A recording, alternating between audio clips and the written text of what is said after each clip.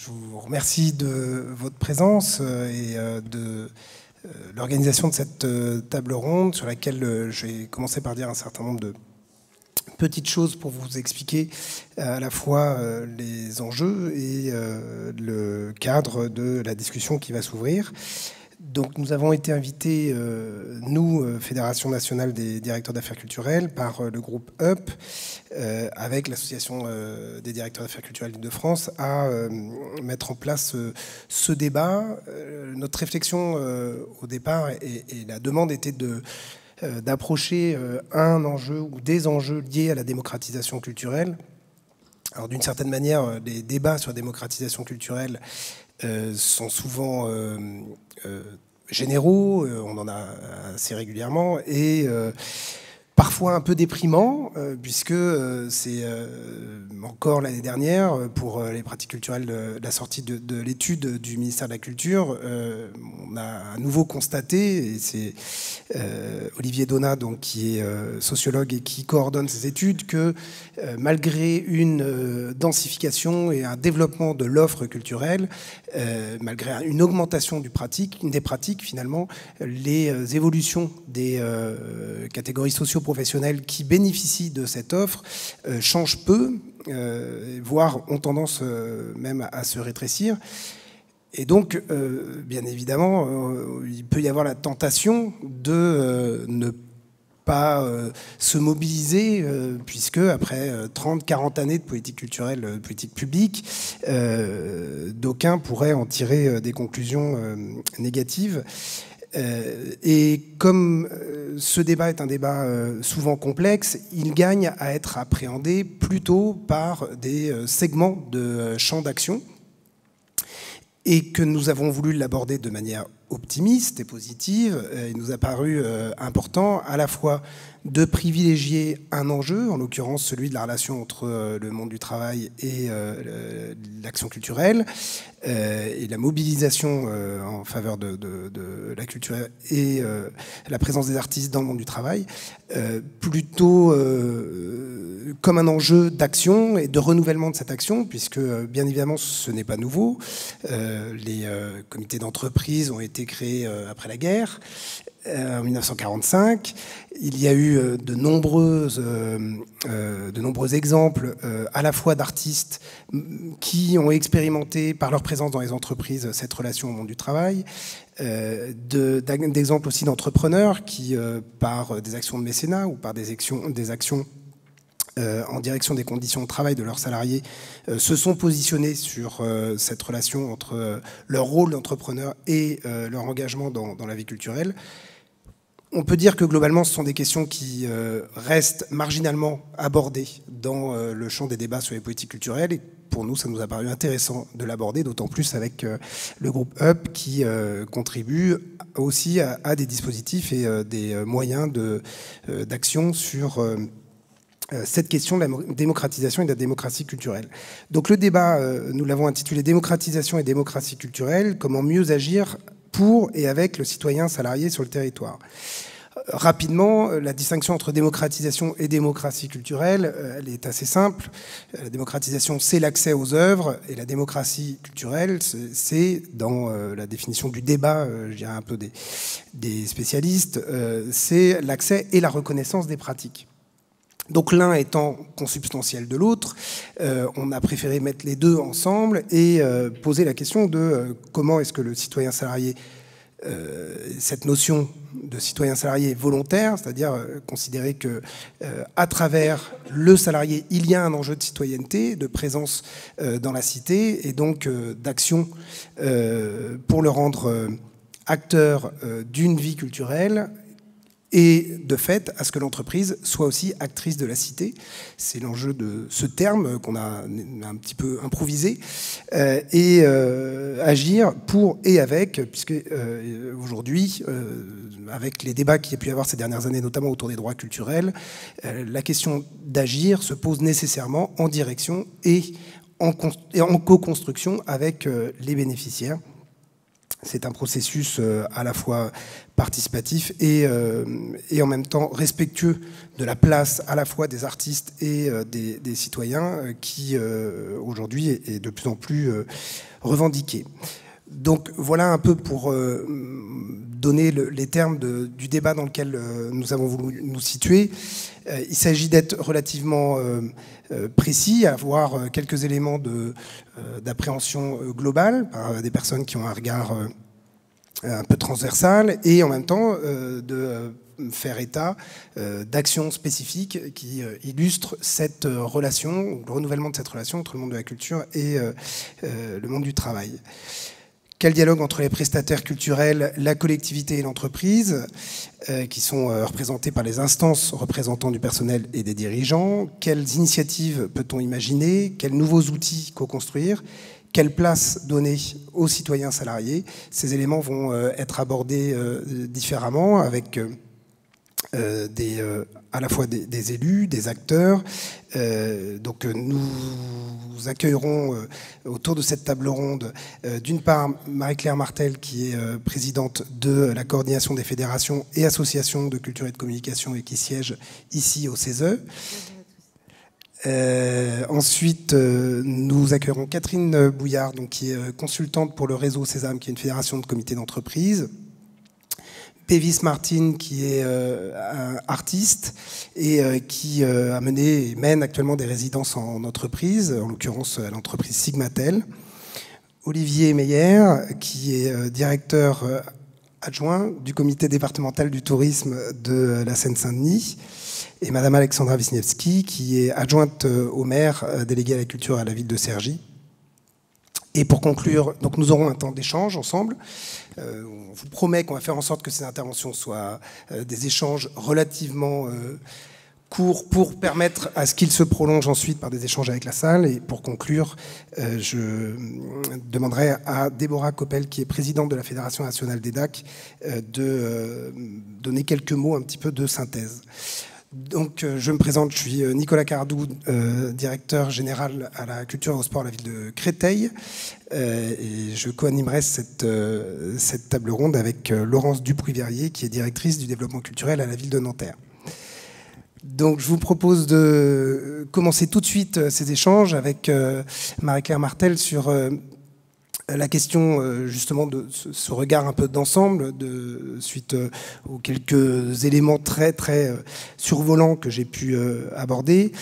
Vous représentez avec la COFAC une vingtaine de fédérations associatives qui sont dédiées à la culture, ce qui représente à peu près 40 000 associations, donc c'est la branche culture du mouvement associatif, on pourrait dire. À partir de cette vision un peu à 360, est-ce que vous considérez que les représentations qui planent entre le monde de la culture et celui de l'entreprise et du travail sont toujours autant, ou alors de moins en moins, teintées de distinction, voire de défiance? Et donc, sentez-vous d'abord de nouvelles connexions qui s'opèrent ou au contraire de plus en plus de freins à ces connexions? Merci. Je pense qu'on est dans un moment très particulier aujourd'hui. Alors, le regard que je porte sur ces questions, il est évidemment lié à ma fonction de présidente d'association, en fait, et de toutes ces 40 000 associations, tout ce qui remonte du terrain. Il est lié aussi au fait que je siège ici au Conseil économique, social et environnemental aux côtés de mes collègues qui sont syndicalistes, entrepreneurs, et on reviendra sans doute sur cette question-là un peu plus tard. Mais du coup, ça me donne un regard sur l'ensemble de l'écosystème, en fait. Ce qu'on peut percevoir aujourd'hui, y compris au ministère de la Culture, c'est qu'on est dans un moment de bascule du regard. Aujourd'hui, il y a une prise de conscience qu'on ne peut plus faire autrement. Vous parliez de l'inaboutissement de la démocratisation. En fait, je pense que très longtemps, les décideurs publics ont cru en la succession ou en l'amélioration des politiques publiques culturelles. Aujourd'hui, on revient un peu là-dessus. C'est-à-dire qu'il y a une politique qui chassait l'autre et la suivante était toujours meilleure que la première. Aujourd'hui, avec l'avènement des droits culturels, on se rend compte que c'est pas forcément vrai et que il ne faut pas renoncer parce qu'on voudrait de la démocratie culturelle, ou des droits culturels, il ne faudrait pas renoncer, surtout pas à la démocratisation. Parce que passer à la mise en application des droits culturels, alors je rappelle très succinctement ce que sont les droits culturels, puisque ici on s'est mis d'accord sur une définition très précise. Donc les droits culturels, c'est dans le respect de la diversité culturelle, la liberté de création, la liberté de diffusion, la liberté de participer à la vie culturelle et la liberté d'élaborer, de mettre en œuvre et d'évaluer les politiques culturelles. Donc voilà, ça tient en 5 lignes, c'est pas si compliqué que ça, et ces droits culturels s'appliquent à toutes les politiques publiques, mais en particulier, ou entre autres, aux politiques culturelles. Donc aujourd'hui, mettre en application ça veut pas dire passer d'une politique de l'offre, qui était la démocratisation, à une politique de la demande. Et on voit bien que justement, il faut articuler les deux, et que dans cette démocratie culturelle, l'entreprise a un rôle majeur à jouer, comme tout un chacun. L'entreprise est un citoyen de la cité, en réalité. Un citoyen, avec un rôle dans la cité, tout comme ses salariés, tout comme les personnes dans les associations, tout comme chaque citoyen de ce pays. Et aujourd'hui, dans les entreprises, on voit bien qu'à la fois l'entreprise elle-même a envie de s'investir sur son territoire auprès de ses salariés, parce que des salariés qui vivent pleinement leur vie de citoyen, c'est aussi bon pour l'entreprise. Et également, le salarié a aussi envie d'un autre regard sur son impact sur le territoire. Et là, ça rejoint la vie dans l'entreprise et la vie hors de l'entreprise. Il y a toutes les questions qui concernent le mécénat, bien sûr, mais il y a aussi toutes les questions qui concernent les résidences d'artistes, le mécénat de compétences, c'est-à-dire le salarié qui sort de l'entreprise et qui va sur le terrain auprès d'artistes, auprès d'associations. Voilà. Donc en fait, le domaine d'action est très vaste. Mais on est dans un vrai moment de bascule, je pense. Et ce moment de bascule, vous l'identifiez par des actions qui vous remontent ou un nouveau dialogue qui s'instaure entre des interlocuteurs de chacun de ces mondes? Voilà, on note des tas de choses qui se passent sur le terrain. Le mécénat de compétences se développe malgré les freins qui peuvent encore exister aujourd'hui. Les résidences d'artistes dans les entreprises, alors privées ou publiques, parce que dans les hôpitaux, il y a des résidences d'artistes partout, pas seulement dans les écoles ou les lycées. Ça se multiplie, y compris dans les entreprises. Et puis, les entreprises ne renoncent pas à ce qu'elles faisaient avant. Et je pense à tous les orchestres de la SNCF, de la RATP, tout ça, ça existe toujours. Et l'envie, je pense, des comités d'entreprise qui s'étaient peut-être un peu, par facilité, mis sur un champ plus commercial, l'envie à nouveau de remplir cette fonction d'éducation populaire des comités d'entreprise est à nouveau présente. Et il y a une volonté des pouvoirs publics qui se rendent compte qu'ils ne peuvent pas aboutir tout seuls. Donc en fait, il y a vraiment une prise de conscience globale et je pense que l'écosystème lui-même est en train de se transformer. Vous siégez donc au Conseil économique et social et environnemental qui nous accueille ici. Ils sont les CESE aussi accompagnés des Césaires qui siègent à des échelles régionales, et qui sont des instances qui croisent des acteurs associatifs, des acteurs culturels, des acteurs de l'entreprise économique, ainsi que des syndicats de salariés et d'employeurs. Je le dis parce que c'est un des rares endroits où ce croisement est possible.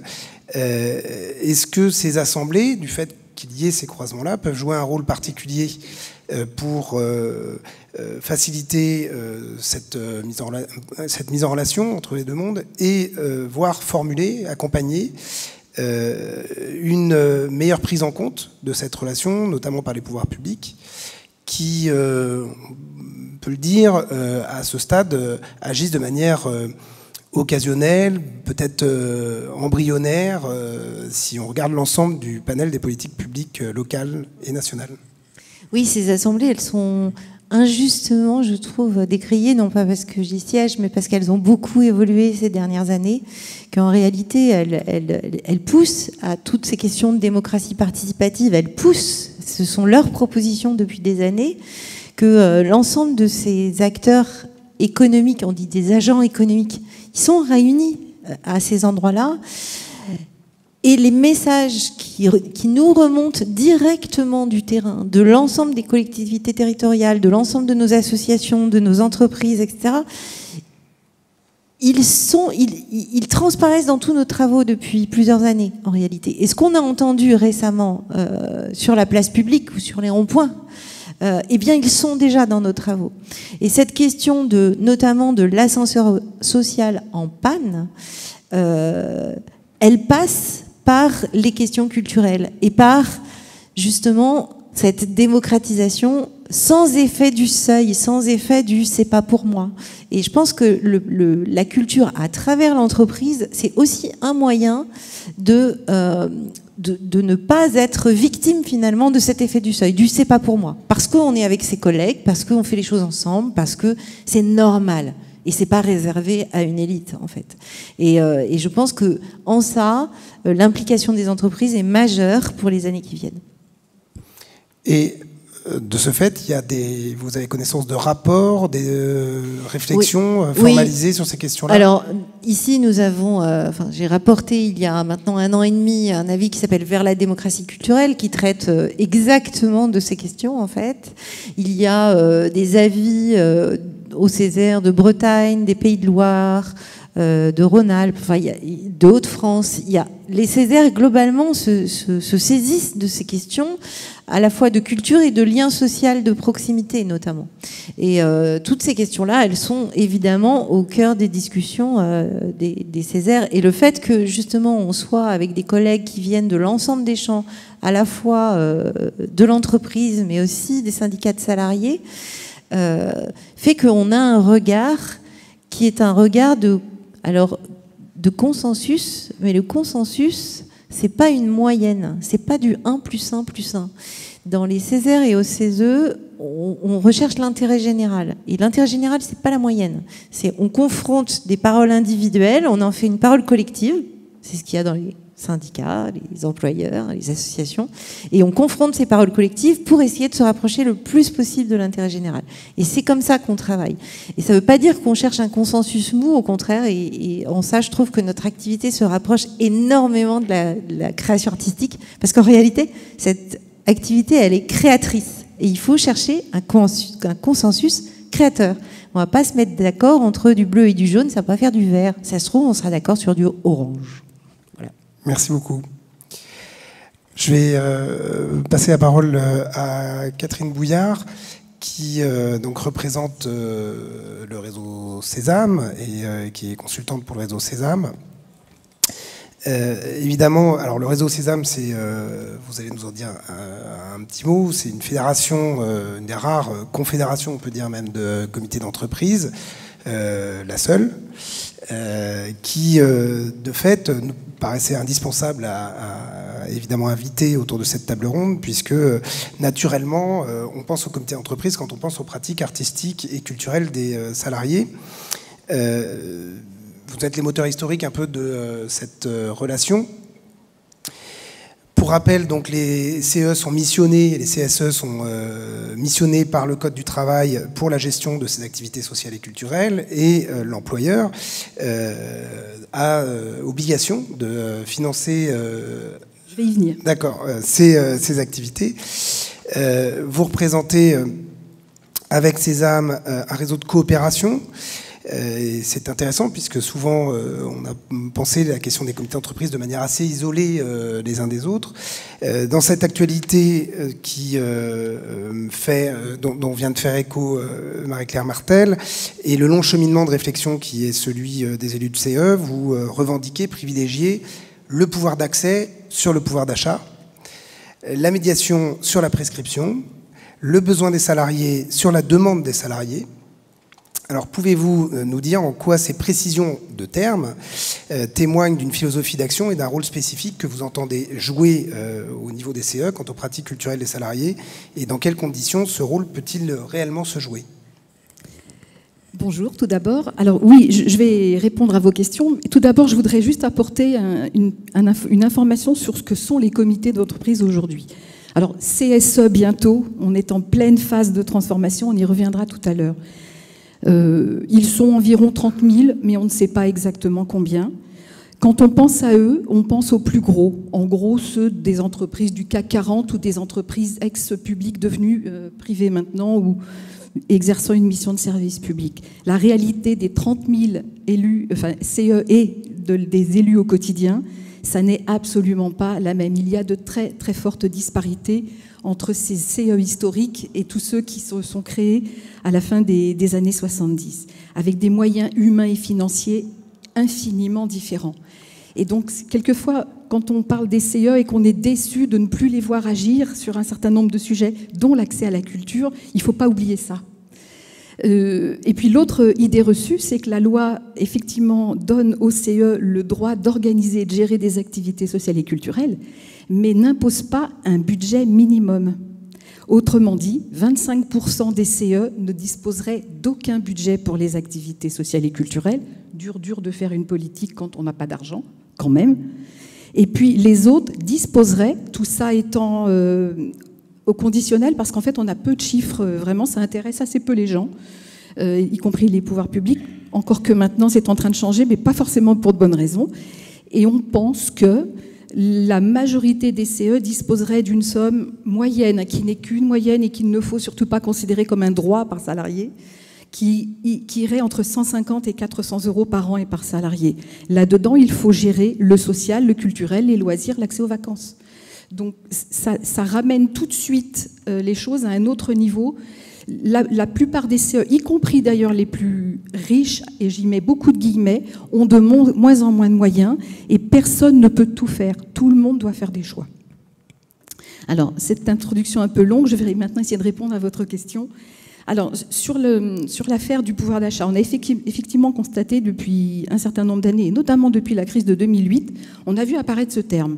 Et alors là, curieusement, moi j'ai relu le texte de loi, je ne vois nulle part dans la partie ASC de mention, activité sociale et culturelle, pardon, on va essayer d'éviter les acronymes, on ne voit nulle part mention du fait que le CE devrait être un pourvoyeur ou un compensateur de perte de pouvoir d'achat. Ça, c'est arrivé avec la crise de 2008 et c'est entré de manière galopante dans le langage de tout le monde. Et c'est un piège, parce qu'aujourd'hui, ce terme fait interpréter à certains que donc si c'est du pouvoir d'achat, c'est du salaire différé. Si c'est du salaire différé, ça doit être taxé par des cotisations sociales et des fiscalités. Et c'est en route. Ça fait 3 ans que l'État essaye. Et on n'est pas encore certain de pouvoir clarifier cette chose-là. Donc, nous, on a travaillé sur cette notion et on s'est dit, mais non, ce dont a besoin le salarié, c'est plutôt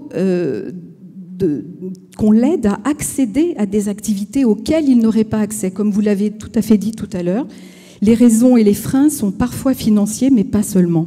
Ils sont souvent culturels, c'est pas pour moi. Comment est-ce qu'on passe du « ça n'est pas pour moi » à « pourquoi pas puisque le CE me le propose ». Sauf que l'explosion de l'offre en matière de culture depuis les années 80, le passage de la culture qui était relativement bien définie à ce qui est aujourd'hui maintenant le divertissement culturel, voire les loisirs, devient extrêmement complexe. Et pour un élu de comité d'entreprise, dont je rappelle que le temps maximum d'heures de délégation, lorsqu'ils osent les prendre, est de 20 heures par semaine, pour être le couteau suisse, puisqu'ils doivent être des experts en économie, en conditions de travail, en lutte contre les discriminations et accessoirement pour les activités sociales et culturelles, eh bien c'est extrêmement complexe pour eux d'être dans une logique, avec les peu de moyens, y compris financiers dont ils disposent, de démocratisation au sens de permettre à des gens d'accéder. Et donc c'est la question de la médiation finalement qui se pose, c'est-à-dire que ce travail de médiation, ce travail d'accompagnement des salariés est extrêmement complexe. Et aujourd'hui, les élus de CE sont livrés à eux-mêmes sur ces questions-là. Donc là, il y a un vrai sujet qui est déterminant, parce qu'aujourd'hui, finalement, les nouvelles technologies qui sont une avancée pour plein de domaines font que les gens savent tout seuls maintenant acheter des loisirs, des vacances, de la culture, de la billetterie sur les plateformes. Oui, mais si on les laisse uniquement comme ça, alors ils vont aller vers ce qui est le plus connu, le plus médiatisé. Et donc la question de la découverte, elle va passer à l'as. Et donc on va rater cette possibilité qu'on a de permettre à des gens d'aller vers des choses qu'ils ne connaissent pas encore, de sortir peut-être de leur zone de confort. Alors, voilà. Et donc, en gros, ce qui se pose aujourd'hui aussi comme question, c'est que finalement, les CE nous disent souvent, mais nous, on fait ça parce que les salariés le demandent. Oui, d'accord, ils le demandent, mais quelle est la différence? Alors, pas entre l'offre et la demande, parce qu'il y a l'offre, il y a la demande, puis il y a les besoins. Les besoins que les gens ne sont pas forcément en situation d'exprimer. Et donc, nous, lorsqu'on travaille avec les CE là-dessus, on leur propose une petite méthode toute bête et qui marche pour tout, en fait. Et cette petite méthode, elle est simple. Et eh bien, la première des choses qu'il faut faire, c'est on se pose d'abord la question de qui est la population présente dans l'entreprise au regard d'une situation sur un territoire donné. Une fois qu'on a fait ça, on regarde qui bénéficie, qui participe aux activités actuelles proposées par le CE. Et puis surtout, on regarde qui n'en bénéficie pas. Et on essaie de savoir pourquoi. Et là, on va retrouver la question des freins qui sont parfois volontaires. Il y a des gens qui disent non, moi, je ne veux pas plus m'appliquer que ça dans l'entreprise, donc j'y vais pas. Il y en a qui disent bon, moi, j'ai autre chose à faire.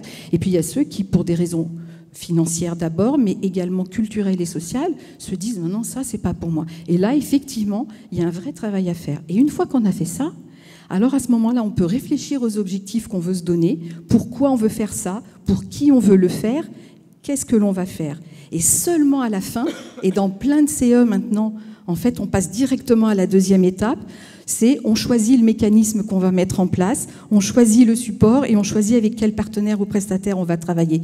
Mais ça n'est que la fin du travail. Alors évidemment, ce que je dis, c'est pas confortable pour les élus, parce qu'aujourd'hui, réaliser un catalogue d'offres, c'est pas suffisant.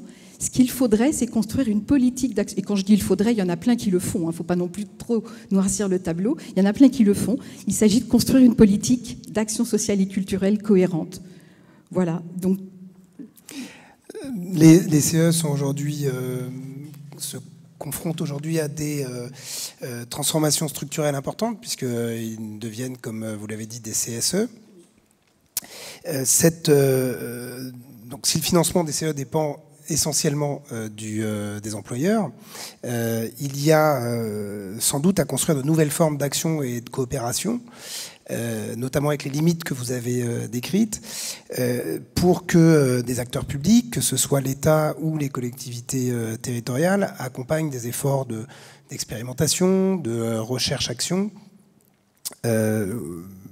pour inscrire le plus possible cette question du comité d'entreprise et à travers ça du salarié dans des connexions, des relations avec le territoire et les acteurs du territoire.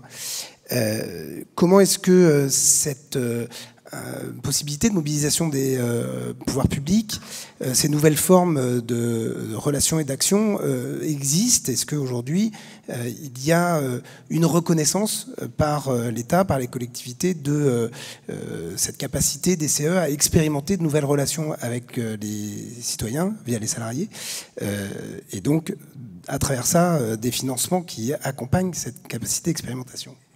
Alors, j'ai l'impression que ce lien s'est extrêmement distendu en 40 ans. Une petite anecdote, il y a quelques années, quand Aurélie Filippetti était ministre de la Culture, elle a voulu rapprocher l'art et l'entreprise. Elle a travaillé, enfin ses équipes ont travaillé avec les CE et les réseaux comme le réseau Sésame sur l'écriture d'une convention. Et à la suite de ça, on a eu un certain nombre de réunions, de séminaires sur la culture. Et à un moment donné, ils se sont eux-mêmes d'ailleurs rendus compte, les DRAC, donc les directions régionales d'action culturelle, se sont rendus compte qu'aujourd'hui, lorsqu'elles pensaient sur un nouveau projet d'accès à la culture, de démocratisation, elles ne pensaient même plus au comité d'entreprise. Que s'est-il passé en 40 ans? La société a beaucoup, beaucoup changé et les CE, comme les autres, ont été victimes des mécanismes nouveaux d'accès à la culture, au loisir, à l'individualisation, par exemple, qu'on peut prendre négativement, mais qu'on peut prendre positivement. Les gens ont appris à voyager seuls, ils ont des outils qui leur permettent de le faire. Donc, où le CE trouve-t-il sa place maintenant là-dedans? Et donc, sur la question du rôle de l'État, d'abord, il y a quand même une toute petite revendication, c'est que ça serait peut-être pas mal, par exemple, de généraliser un pourcentage minimum dans les budgets, dans les contributions des entreprises pour les activités sociales et culturelles, dans toutes les entreprises, y compris les TPE, donc très petites entreprises, ce qui n'est pas le cas aujourd'hui, mais également dans la fonction publique. et notamment dans la fonction publique d'État, qui est la plus mal lotie. Et on peut citer parmi ceux-là le ministère de l'Éducation nationale, qui est sans doute le pire de tous. Donc l'État a un vrai rôle là, qui serait d'avoir le courage de dire on doit au moins apporter un minimum d'équité, je ne parle même pas d'égalité, entre tous les gens qui travaillent sur ces questions-là. Ça, c'est le premier point. Je le disais tout à l'heure, il y a un vrai risque aujourd'hui de tentative de l'État de taxer les activités sociales et culturelles. Si l'État va dans ce sens-là, il faut savoir que c'est une grande partie du budget des CE sur les activités sociales et culturelles qui va disparaître. Et qui va tomber dans les poches de l'État, il ne va pas vraiment disparaître, il va aller renflouer les caisses de la sécurité sociale, on sera très content, mais dans le domaine de la culture, des loisirs et des vacances, ça va avoir un impact économique extrêmement important, y compris en termes d'emploi. Et donc, dans les propositions que l'on pourrait faire, alors ça existe de manière assez ponctuelle, à droite ou à gauche, sur le territoire, je veux dire, où des CE, et notamment des assez gros comités d'entreprise, sont en relation avec des instances culturelles, soit donc des DRAC, soit des instances des collectivités territoriales, et mettent en place des projets. Mais de manière générale, ça ne se fait quand même pas, c'est pas un mouvement qui est très important. Et là, il y a sans doute quelque chose à faire. Alors nous, au niveau du réseau Sésame, on fédère, comme vous le disiez tout à l'heure, plusieurs milliers de petits CE et de moyens CE. Et donc, on a mis en place des processus de coopération, le faire ensemble, de mutualisation, mettre en commun des moyens, et de solidarité, parce que du coup, quand vous mettez en commun des moyens, vous pouvez aussi les ouvrir à des CE qui n'ont pas de moyens, voire à des salariés qui n'ont pas de CE. Bon, cela dit, nous, on ne peut pas tout faire tout seul, on se sent parfois, nous aussi, très seuls. Et donc, au-delà de ça, je crois qu'on pourrait relancer ou lancer, je ne sais pas, cette coopération avec les instances culturelles de l'État et des collectivités territoriales. Et alors, je ne sais pas comment il faut s'y prendre parce que c'est un énorme travail. Ça va être très, très long, c'est sûr, mais il ne faut pas laisser tomber. Je suis complètement d'accord avec vous. Si on laisse tomber, alors c'est terminé. On rentre tous se coucher chez nous, on se met sous la couette et puis on dit que c'est fichu, quoi. Non, il y a encore des choses à faire. Et ce travail, il sera long. Et la première étape pour moi, c'est de trouver des lieux, de créer des lieux, comme celui-ci aujourd'hui, où on va remettre ensemble des gens qui ne se parlent plus depuis plusieurs années. Et on aimerait aussi d'ailleurs avoir, je ne sais pas s'il y en a des représentants dans cette salle, un petit coup de main des organisations syndicales. Parce qu'un petit message de temps en temps sur les activités sociales et culturelles, ça nous aiderait. Ça nous aiderait. Et donc voilà, d'abord se mettre autour de table ensemble pour discuter, regarder et imaginer des choses que l'on pourrait faire ensemble sur les territoires, parce qu'évidemment, la culture et les loisirs, c'est la proximité, c'est le territoire. Donc ça ne peut pas se jouer au niveau national. Il peut y avoir des discussions à tous les niveaux, mais concrètement, ça va se dérouler au niveau local. C'est sûr, ça. Donc on a besoin de ça. Et donc voilà, ça permettrait aussi de se ressourcer, de redonner du sens à leur action, si toutefois, pour certains, ils l'ont un petit peu perdu, de pérenniser les ASC, de dire à l'État, vous voyez bien que c'est très important qu'il se passe des choses. Voilà, donc voilà ce que je pouvais dire sur ce sujet. Le dialogue, toujours le dialogue. Merci. Ça marche normalement.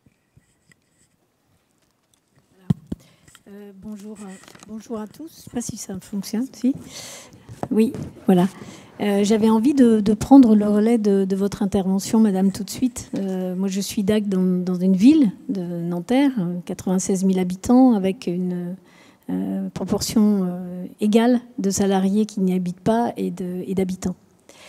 Pour nous, collectivité territoriale, on est de plus en plus convaincus que le territoire a des usagers et pas seulement des habitants. Et que nos élus sont de plus en plus convaincus que la culture, le sport, le loisir est l'espace de rencontre privilégié de tous ces usagers du territoire, étudiants, salariés et habitants.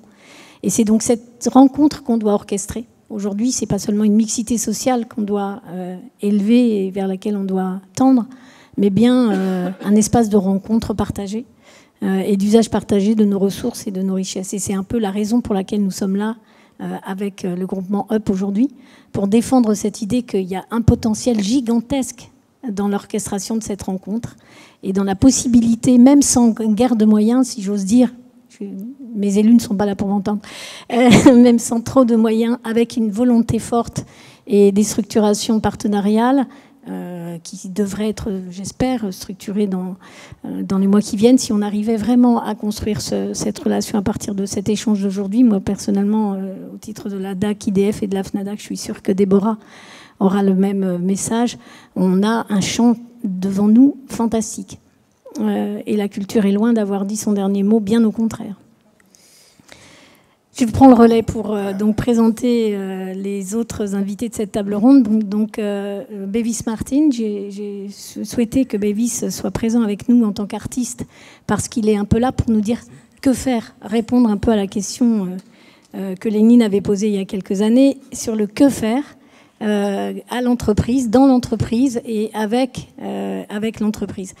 Les résidences de création d'entreprises ont été lancées en 2014 par le ministère de la Culture avec des mécènes déjà et avec des opérateurs privés. Le réseau Entreprendre, c'est ici même au CESE qu'a été définie la charte Art et Monde du Travail pour encadrer ce dispositif. Donc c'est d'autant plus légitime qu'on en parle aujourd'hui. Aujourd'hui, c'est vrai qu'elle se multiplie dans le territoire. Et c'est donc cette idée d'introduire la créativité dans l'entreprise, de faire se rencontrer au terme dans le processus de production l'objectif du partage et in situ de pouvoir défendre la capacité d'initiative et le rôle de la performance. Introduire le beau aussi, embellir la ville, embellir l'entreprise, embellir le cadre de travail au quotidien de milliers d'habitants, de millions d'habitants et de millions de salariés, c'est un bel objectif. Alors, l'intention du ministère, c'était aussi de rapprocher des institutions culturelles de leur environnement, grâce aux artistes d'être dans la médiation entre les espaces d'art proches, présents dans les territoires qui bénéficient de ces résidences et donc de croiser les différents publics. Alors, c'est vrai que le dispositif, même s'il se multiplie, est toujours une expérimentation singulière, un parcours singulier. Donc Bevis, vous le menez avec un autre artiste, avec vous, Charlie Yule, avec qui vous travaillez depuis toujours. Vous avez partagé les bancs de l'université en Angleterre, à Sheffield, à Lam. Nous avons travaillé... Ça marche? Oui, je crois que ça marche. Okay. Nous avons travaillé ensemble, oui, depuis 2007. Mais on a fait nos études ensemble fin des années 90, oui. Alors, qu'est-ce qui vous a donné l'idée de candidater donc, à cette résidence proposée par Sigmatel, l'entreprise nantaise et nantérienne Sigmatel? Dans notre travail, ça tourne beaucoup autour de l'idée de transmission de savoir, de la pédagogie et la transmission des idées. Et justement, on aime bien nous-mêmes apprendre à chaque fois qu'on fait, à chaque projet. Donc, ça nous a beaucoup intéressé d'aborder un nouveau sujet avec l'électricité, qui est le cœur de le métier, et de faire de nouvelles découvertes et rencontres dans un nouvel endroit. Vous vouliez nous montrer quelques images de production antérieure? Vous avez aussi eu une résidence dans une université auparavant? Oui, j'ai mis ça quelque part. J'ai fait tout un diaporama, mais c'est peut-être pas forcément le bon. On peut regarder rapidement tout ça, oui. Rapidement en même temps qu'on parle, peut-être? Oui, ça peut être une bonne idée. On voit que, oui, on a abordé au fur et à mesure, de manière assez scolaire, tous les sujets les uns après les autres. Donc on voit nos pièces sur la mathématique qu'on a fait il y a un petit moment. Sur la découverte scientifique, là c'était les moments eureka des différents personnages dans l'histoire de la science. La biologie, donc le corps et les organes. Et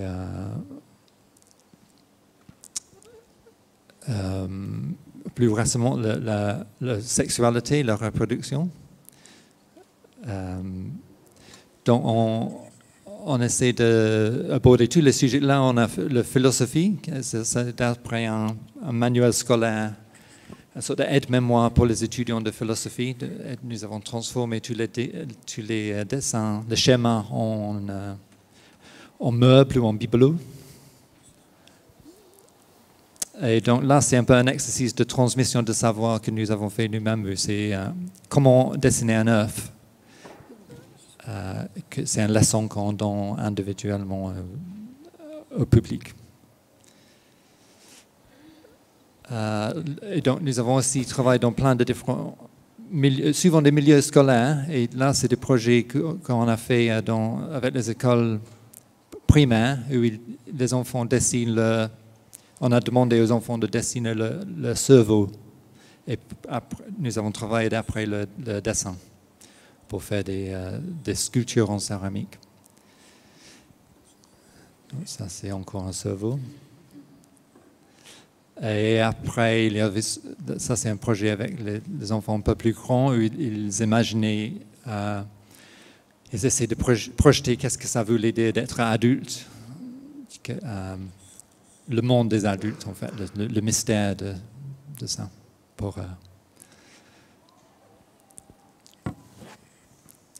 Donc c'est des sortes de personnages géants. Et donc, vous avez commencé cette résidence le 27 mai, oui. C'est tout récent. Quel est l'impact alors quel est votre accueil dans l'entreprise selon les 2 sites? C'est un accueil très chaleureux, mais c'est une configuration assez compliquée parce qu'en fait, on a des bureaux à Nanterre de Modif qui fait partie de Sigmatel, mais on a aussi plein de techniciens qui sont sur site, sur des chantiers. Aussi, donc nous sommes allés voir l'équipe sur Nanterre au bureau et puis nous sommes allés aussi sur site, sur les chantiers.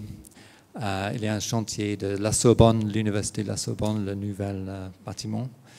Et Charlie a pu aller à l'Institut Pasteur où c'est Sigmatel qui entreprend tous les travaux en câblage et électricité sur le site. Donc vous serez en résidence 5 mois en tout, c'est ça? Oui, ponctuellement. Et avec une œuvre qui sera présentée à Nantes en septembre. Oui. Et puis une exposition à l'Espace d'Art. C'est pour ça que je me suis permis de demander à Sandrine Moreau, qui est notre responsable de l'Espace d'Art, qui va présenter le travail en novembre prochain dans la vitrine. Comment un espace d'art accompagne donc une résidence en entreprise? Comment tu t'es positionné dans ce partenariat? Ce qui est important, c'est de développer la place de l'artiste un petit peu partout dans la société. Donc l'entreprise, c'est un des éléments de la société. La terrasse est dans un environnement avec plein d'entreprises du tertiaire. Donc dès qu'on s'est installé il y a 5 ans, on a imaginé faire des liens avec les entreprises. D'abord pour que les salariés effectivement viennent voir les expositions, mais également, et c'est aussi l'enjeu de la résidence, c'est vraiment la rencontre entre des univers qui sont différents, qui n'ont pas les mêmes fins. Quelle est la finalité de l'art? Quelle est la finalité de l'économie? Enfin, on est dans des dessins qui sont différents et qui se rencontrent pas suffisamment souvent. Donc l'ambition de la résidence, elle est aussi importante que cela. Alors que l'artiste est souvent celui qui est un peu à côté, qui prend le temps d'observer, qui a cette distance qui est sans doute salutaire pour chaque citoyen, pour chaque chef d'entreprise, pour chaque salarié. Donc ça, je pense que c'est tous les bénéfices que peut apporter un artiste en entreprise, comme j'ai aussi rêvé qu'il puisse y avoir un artiste en résidence dans chaque service de la ville de Nanterre. Il me semble que ce serait formidable qu'on ait quelqu'un au service technique, qu'on ait quelqu'un à l'environnement, qu'on ait des artistes un peu partout, parce que moi qui travaille à la promotion de l'art, j'ai cette chance d'être nourrie au quotidien par ces pensées qui sont si spécifiques que celles des artistes. Voilà. Bévis, vous voulez ajouter quelque chose? Donc la résidence est un dispositif avec un financement ministère de la Culture. L'entreprise prête ses locaux, des matériaux, des compétences selon les projets. Donc c'est une mobilisation évolutive en fait tout au long de la résidence. Oui. L'entreprise met à notre disposition un espace où on peut travailler. Ils ont créé ça au fur et à mesure. En fait, ils ont plein de matériel qu'ils utilisent et potentiellement on pourrait s'en servir et on peut profiter de leur savoir-faire technique, si éventuellement ça devient l'aboutissement du projet, mais ce n'est pas forcément le cas en fait, quand on invente quelque chose d'électrique à la fin. Okay. On aura plaisir à voir la création, la réalisation, on essaiera de diffuser des images. Merci. Donc je vais donner la parole maintenant à Olivier Meyer, qui est avec nous en tant que directeur presque du CDT, du Comité départemental du tourisme de Seine-Saint-Denis. Nous avons eu l'idée de l'inviter justement pour l'engagement du CDT 93 depuis de très nombreuses années auprès des entreprises, en tant que lieu de création, de créativité, mais aussi de potentiel attachement des habitants à leur territoire via le patrimoine industriel que vous avez valorisé. Voilà. Mais je vous donne la parole. Vous avez beaucoup de dispositifs intéressants. Merci beaucoup. Par où prendre les choses? Peut-être par le fait que quand on dit Seine-Saint-Denis et tourisme, ces deux notions ne semblent pas forcément aller de pair l'une avec l'autre.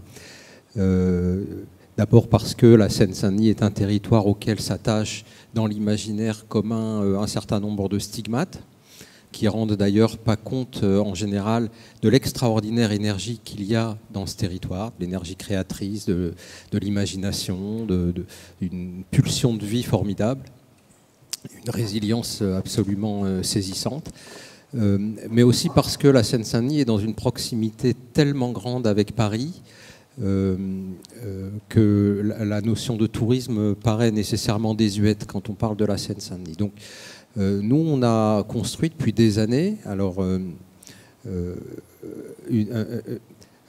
notre rapport au tourisme en essayant de ne pas nous cantonner à ce qu'on appelle l'attractivité touristique du territoire, mais à le décliner autrement, en lien étroit avec ce qu'on peut appeler l'appropriation du territoire. C'est-à-dire qu'on s'est construit une offre touristique dont la singularité, c'est qu'elle concerne tout autant la population du territoire que des touristes en recherche d'autre chose.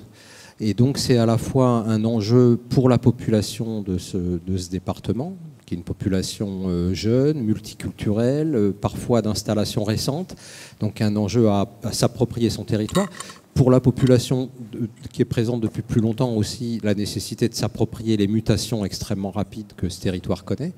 Et puis, du point de vue des touristes, la nécessité de contribuer à desserrer l'étau que constitue le tourisme de masse, qui est en train de devenir prédateur aujourd'hui à Paris, où on parle de tourismophobie, où on parle il y a des quartiers qui se vident, il commence à y avoir du rejet, etc. Donc diluer les flux touristiques pour la capitale en développant un intérêt pour ce qui se passe dans les arrondissements périphériques et dans les départements périphériques est un enjeu essentiel. Donc ça, c'est pour poser le contexte dans lequel on travaille. Mais maintenant, je vais répondre à votre question. C'est le lien avec l'entreprise.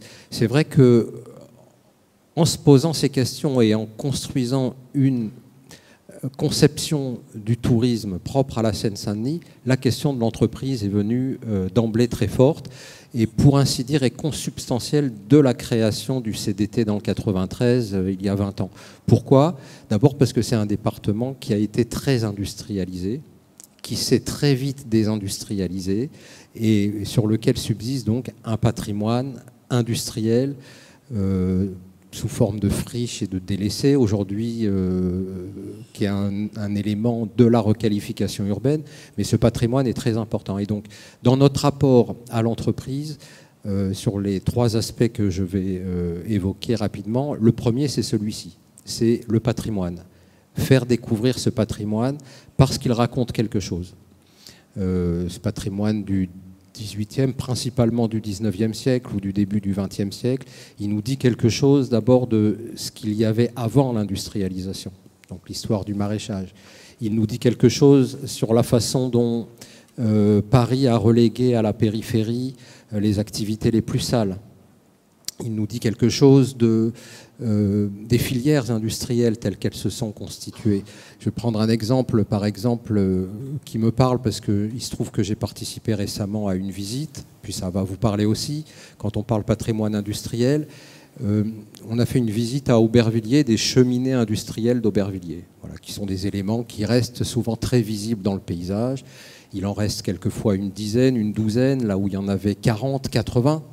Mais ces éléments restent visibles en briques rouges, il parle d'une époque, etc. Aller à la rencontre de ce patrimoine, c'est se poser toutes ces questions. Il y avait quoi avant?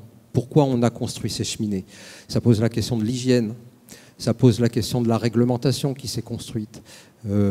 Comment se sont écrites les réglementations? Ça pose la question de la considération qu'on avait pour les populations qui vivaient autour. Ça pose la question de la considération qu'on avait pour les conditions de travail. Ça pose la question aussi pour les entreprises qui s'installaient et qui bâtissaient ces cheminées, de l'apparat, de la nécessité, d'une certaine façon, de ce qu'on pourrait appeler la rivalité ostentatoire. Il fallait montrer qu'on avait une cheminée plus belle, plus haute, mieux ornée que les autres. Donc il y a toutes ces choses qui sont racontées par la rencontre avec ce patrimoine. Et donc le faire découvrir avec des gens qui sont des habitants du quartier ou qui sont des Parisiens ou des touristes, c'est aussi raconter une histoire qui est très forte, quoi, très présente sur le territoire. Donc, bon, premier élément de notre rapport à l'entreprise, c'est ce patrimoine qui est là et qui nous parle, qui nous interpelle, qu'on a besoin de comprendre. C'est un vecteur d'appropriation du territoire. Le deuxième élément sur l'entreprise, qui est peut-être, enfin, qui est très différent, c'est qu'il y a eu des industrialisations, il y a eu friche, mais il y a revitalisation d'activités, il y a une modernité, il y a des nouveaux. Ces territoires ont continué à vivre en créant, en sachant accueillir des activités économiques ou en imaginant d'elles-mêmes. Et donc, c'est un territoire qui est riche de savoir-faire. Et ces savoir-faire, ils sont évidemment d'un autre ordre, souvent, que l'activité industrielle précédente. Encore que pas toujours, il en reste des activités un petit peu lourdes qui sont méconnues. Il reste du béton, il reste des structures énergétiques, il y a des installations industrielles autour de la logistique et de la mobilité des transports. Il y a des choses plus modernes autour du numérique, autour du cinéma, de l'image. Enfin bref, on a des activités dans tout un tas de domaines qui sont méconnues. Et parmi les demandes émergentes, et qui sont intéressantes à saisir, il y a une vraie curiosité autour de ces savoir-faire. Et donc, on essaie d'aller, nous, à la rencontre des entreprises et on leur demande si elles veulent bien ouvrir leurs portes pour accueillir, recevoir pendant 2 heures, 1 heure et demie, un groupe de 20, 30 personnes pour comprendre ce qui se fait dans le territoire, ce qui se fait dans la ville, quel rôle ça a, comment ça fonctionne. Et cette dimension découverte des coulisses de la ville est une dimension qui raconte aussi une histoire, quoi, et qui parle des gens qui travaillent, qui parle des gens qui vivent autour. Et donc ça, c'est quelque chose qui est très fort aujourd'hui dans notre activité, la visite d'entreprise. D'ailleurs, le CDT, quand il s'est créé, il avait un événement phare qui s'appelait « Et voilà le travail ». Il s'est vraiment construit pour faire découvrir et restaurer la notion de travail à une époque, dans les années 90, où c'était un peu décrié, où on disait « ça y est, c'est la fin ». Non, c'est pas la fin. Donc ça, c'est la deuxième dimension. Et je dois dire, moi je m'en félicite, j'étais surpris en arrivant en Seine-Saint-Denis de voir que quand une visite d'entreprise est inscrite dans notre boutique en ligne, elle est immédiatement prise d'assaut et on est obligé de refuser du monde. Voilà. Et donc, bon, en tout cas, ça parle de la modernité, ça parle aussi de ce qui se transforme dans le territoire, parce que parmi les entreprises, c'est souvent aussi les chantiers de la transformation urbaine, le chantier de l'extension de la ligne 14 du métro, le chantier de la ligne 16 et des gares du Grand Paris Express. Enfin, il y a tout ça qui suscite vraiment de l'engouement, quoi. Alors, troisième élément dans notre rapport aux entreprises, qui est peut-être pour le coup moins directement public, mais qui va davantage rejoindre les préoccupations qui ont été exprimées ici, c'est accompagner des entreprises qui se créent ou des entreprises qui veulent s'installer sur le territoire. Alors, l'enjeu de l'accompagnement, il est important parce que j'évoquais tout à l'heure le stigmate d'un département comme la Seine-Saint-Denis et donc des craintes que ça peut susciter. Je crois qu'on a déjà dépassé ce stade pour une large mesure. de nombreux sièges d'entreprises s'y sont installés, puis la requalification urbaine fait son œuvre. Mais néanmoins, il peut y avoir des réticences quand une entreprise décide d'installer ses bureaux en Seine-Saint-Denis, des réticences dans le management, souvent d'ailleurs plus dans le management que chez les personnels, hein, et pouvoir accompagner, faire découvrir, c'est-à-dire finalement offrir à tous les corps d'une entreprise ce qu'on sait offrir au grand public et aux touristes, c'est très important parce que ça permet de rendre viable, intéressant. Et pour le coup, là, on travaille à l'attractivité du territoire, qui est un pan qu'on n'oublie pas. Donc voilà peut-être ce que je peux dire de notre rapport aux entreprises. Il y en a deux autres, c'est que comme on construit du projet culturel aussi autour notamment du canal de l'Ourcq et du canal Saint-Denis, parce qu'on tient à ce que quand on parle d'appropriation du patrimoine, ce patrimoine aquatique soit aussi réapproprié, on fait appel au mécénat d'entreprises. Donc on a une part de mécénat qu'on est toujours amené à solliciter, qui participe aujourd'hui d'ailleurs de l'équilibre économique d'une structure comme la nôtre. Et puis naturellement, toute l'offre touristique qu'on construit, on a le souci de la faire connaître au comité d'entreprise. Alors je ne m'étends pas là-dessus, mais pour ceux que ça intéresse, la Seine-Saint-Denis Tourisme est présente à la table 25 dans le hall d'exposition. Voilà, merci. Merci beaucoup de cet éclairage qui, j'espère, devrait donner des idées à d'autres territoires de s'engager sur cette valorisation du monde du travail, dedans, dehors, d'être dans l'interaction des territoires et des dispositifs. Alors, nous accueillons maintenant Alexandra Wisniewski, qui est adjointe au maire de Cergy, donc grande ville d'Île-de-France également, bien notable sur beaucoup de plans de politique publique. Vous êtes à la fois ville nouvelle, ville universitaire, ville déterminante pour la construction de la métropole de demain. Alors comment concevez-vous la participation du développement culturel dans votre ville et en quoi la culture et le patrimoine confortent une identité de Cergy? Est-ce qu'on peut pas parler de patrimoine alors à Cergy? Et comment vous avez travaillé cette question? Puis après on parlera de l'outil assez novateur que vous mettez en place pour valoriser cette contribution.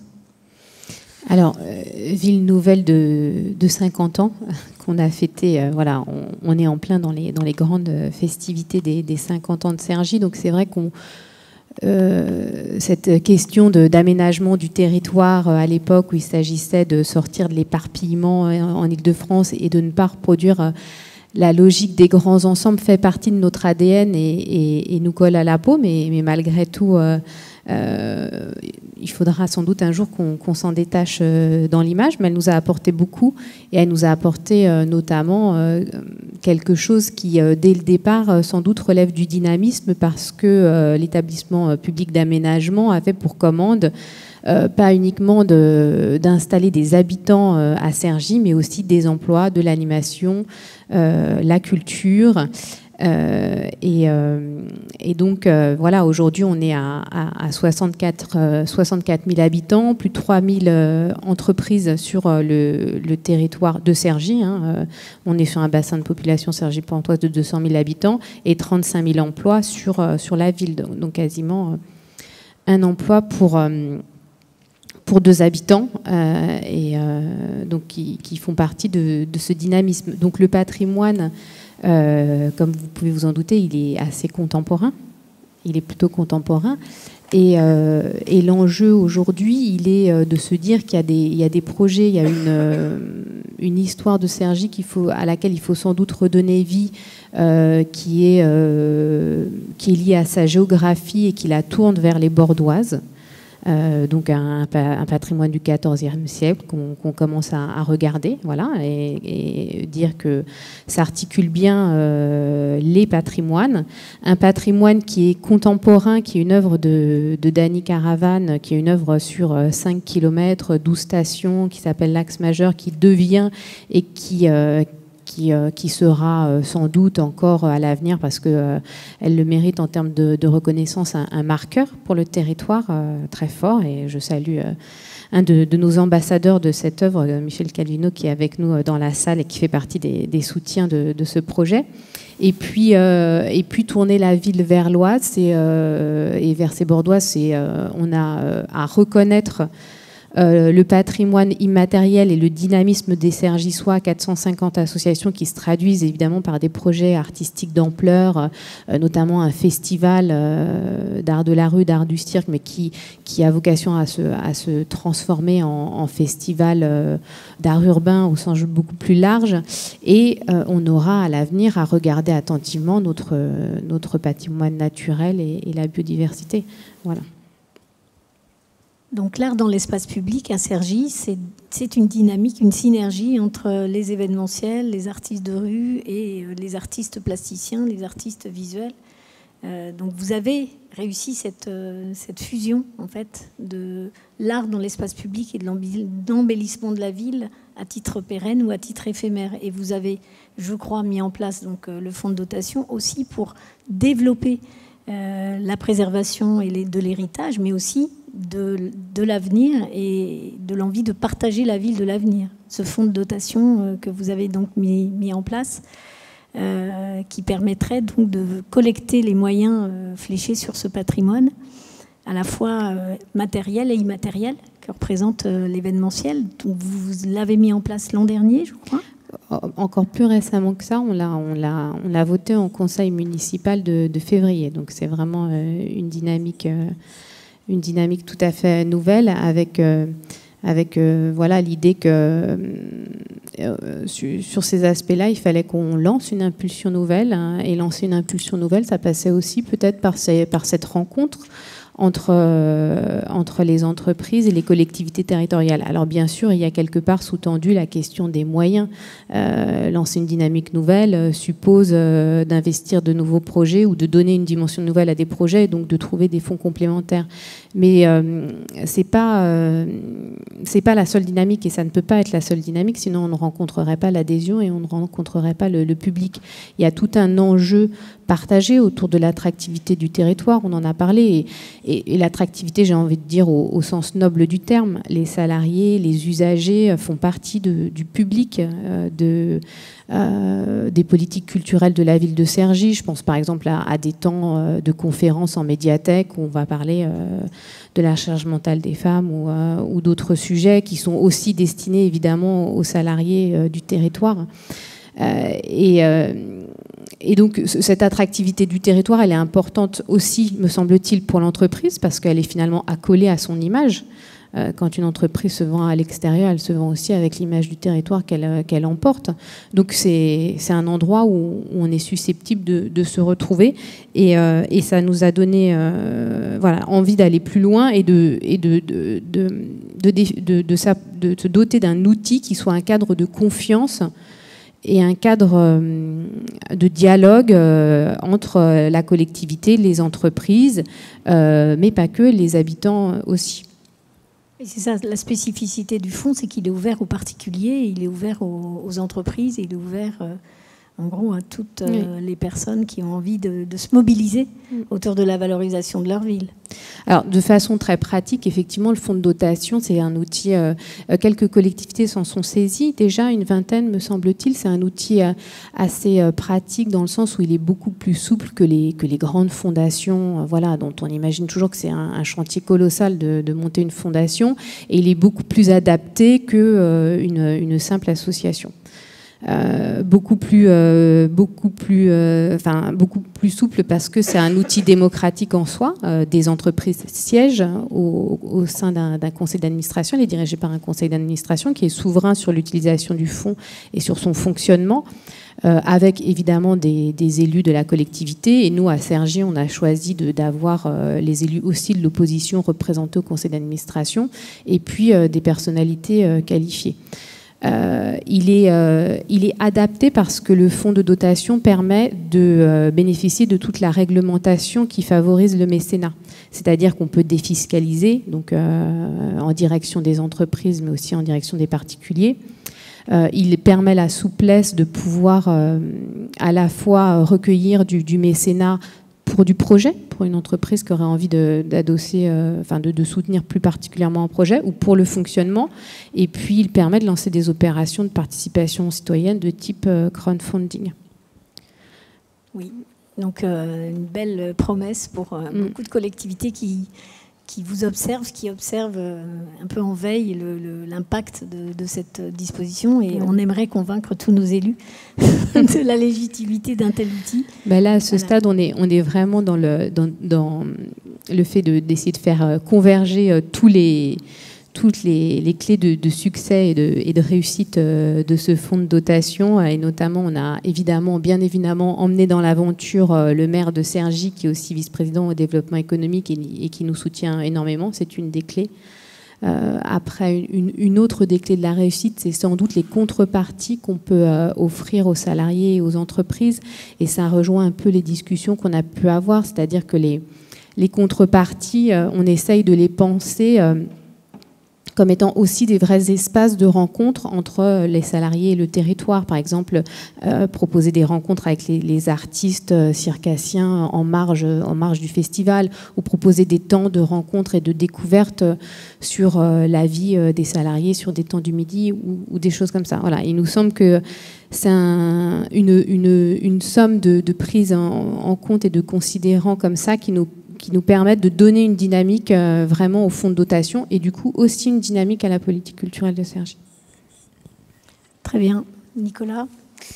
Merci. On a vu un panel d'enjeux qui permettent à la fois de repositionner la question du salarié dans les politiques culturelles et dans les partenariats et coopérations, jusqu'à la manière dont l'entrepreneur, par son rôle d'acteur sur le territoire, devient aussi un vecteur, un levier pour développer de nouvelles formes de relations entre l'entreprise, ses salariés et le territoire. Je pense que ça soulève des questions aussi naturellement sur ce double axe qui est parfois opposé entre ce que peut être l'action d'un entrepreneur tourné sur le mécénat, dont on sait qu'il y a forcément un avantage fiscal qui est un moteur, mais aussi des éléments qui sont liés à la relation à la communauté, et des salariés qui sont tournés beaucoup plus sur les questions de conditions de travail et d'accompagnement à d'autres formes d'épanouissement à côté de l'épanouissement que peut être le travail lui-même. Si ça soulève des questions suivant l'endroit dont vous vous situez, la parole est ouverte et je pense que c'est intéressant que l'échange entre les intervenants puisse avoir lieu puisqu'on a une diversité de points de vue.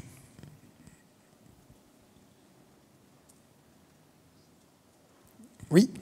Bonjour. En fait, ce n'est pas une question, je voulais vous faire part de mon expérience parce que j'ai été très touchée de ce qui a été dit au début.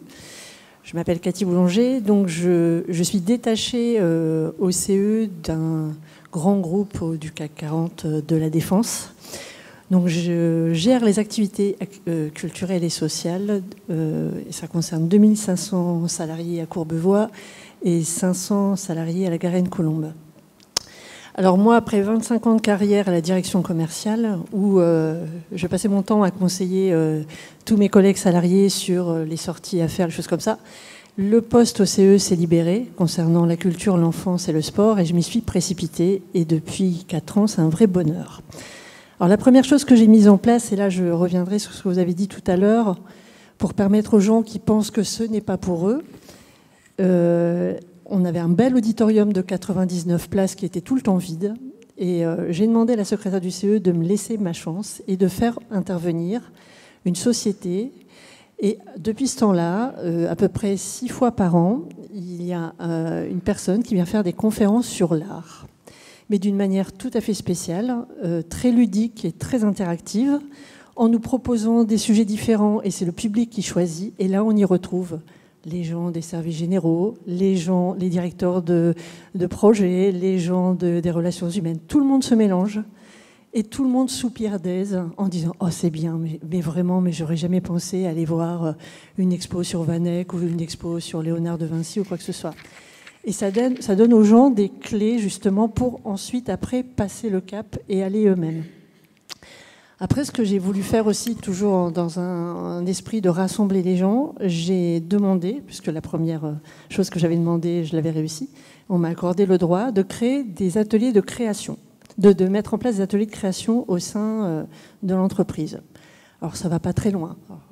Je suis partie de ce que je savais faire, c'est tricoter, c'est tout bête. Donc j'ai ouvert un atelier tricot où, à ma grande surprise, j'ai eu 60 inscrits. Où, alors là, ça se mélange un peu avec le solidaire. On a fait des carrés, on a fait des plaids, on est passé par une association humanitaire, on a distribué des plaids. Ça m'a donné un peu des ailes. Je suis à la Défense, c'est tout gris, c'est tout moche, c'est du béton. J'ai décidé donc d'habiller un quartier de la Défense en laine. Et alors j'ai habillé une 40aine d'arbres, j'ai fait appel à des enfants dans les écoles, je suis allée leur apprendre à tricoter, ensuite j'ai fait venir les mamies de la maison de retraite, on a mélangé tout le monde. Et la ville de Courbevoie, qui m'a fait confiance, m'a construit une petite cabane de plage où j'apprenais aux hommes d'affaires à tricoter le midi à l'heure du déjeuner, avec beaucoup de succès. Donc j'ai amené ma petite part, voilà. Ensuite, vous parliez aussi de s'approprier le lieu. Donc on est à la Défense. Alors je dis aux gens, vous êtes à la Défense, ok, c'est des grandes tours, c'est tout gris, mais est-ce que vous savez par exemple qu'il y a 69 œuvres d'art qui sont disséminées tout autour de la Défense? Donc je leur donne un plan, je dis, allez, le midi, au lieu d'aller à la cantine, allez vous balader, essayez de découvrir. Il y a un morceau du mur de Berlin, il y a plein de choses qui sont disséminées à la Défense. Et alors, vous l'avez compris, je suis complètement épanouie dans mon métier. Les gens me demandent des ordonnances culturelles où je leur propose telle ou telle activité. Et ce qui se passe, c'est que tout ça, c'est peut-être terminé dans quelques mois. Parce qu'il y a un truc qui arrive et qui s'appelle le CSE.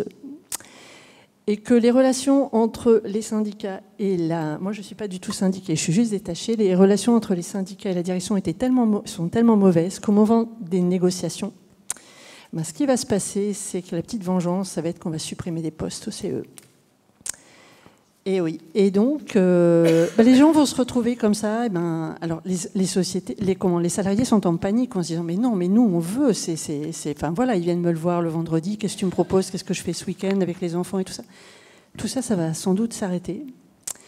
Et comme tout a failli s'arrêter aussi, vous aviez parlé tout à l'heure de l'imposition des... Voilà, le CE, il ne faut pas oublier que c'est vraiment une vocation sociale. On permet à des enfants de partir en colo, des enfants qui n'auraient pas du tout la possibilité de partir sans ça. Et là, donc, on a voulu taxer donc les subventions qui étaient accordées pour les colos, même pour les petites subventions qu'il y a sur des billets de théâtre et des billets de musée. J'espère que ça ne sera pas... Voilà. Donc, je continue à disséminer mon petit bonheur tant que je peux. Et puis, j'espère, en tout cas, ça me donne beaucoup d'espoir de vous entendre tous. Et j'espère que, voilà. Et s'il y a des ateliers de discussion et tout ça, je suis disponible. Je vais avoir plein de temps après. Voilà. Merci de m'avoir écouté. Merci à vous. Je pense que ça nous responsabilise aussi dans les messages qui peuvent être portés en direction de responsables au niveau de l'État, à d'autres endroits qui... Oui. Oui, alors je vais compléter, je ne l'ai pas dit tout à l'heure, mais effectivement, les premières mises en place de CSE sont assez inquiétantes. Et effectivement, la partie qui risque d'en pâtir en tout premier, ce sont les activités sociales et culturelles, qui déjà sont dévalorisées. Et moi, je suis... vous cochez toutes les cases, madame, dans ce que vous faites. Et vraiment, vous voyez, ce qu'il nous manque, c'est un outil où on raconte ce que font les CE. Parce qu'aujourd'hui, tout le monde croit, y compris les pouvoirs publics, que des CE se contentent de faire un rôle de guichet redistributeur. Ça n'est pas le cas, et vous en êtes la preuve. Et moi, j'aimerais beaucoup que l'on puisse trouver un lieu où on dise, voilà, tel CE a fait ça. Et alors, évidemment, c'est pas de l'innovation au sens, un truc hyper génial, tout ça. Ce que madame fait, c'est extrêmement concret, c'est même assez simple finalement. C'est de la médiation, comme je le disais tout à l'heure. Mais au regard du contexte de son entreprise, ce qu'elle fait, c'est formidable.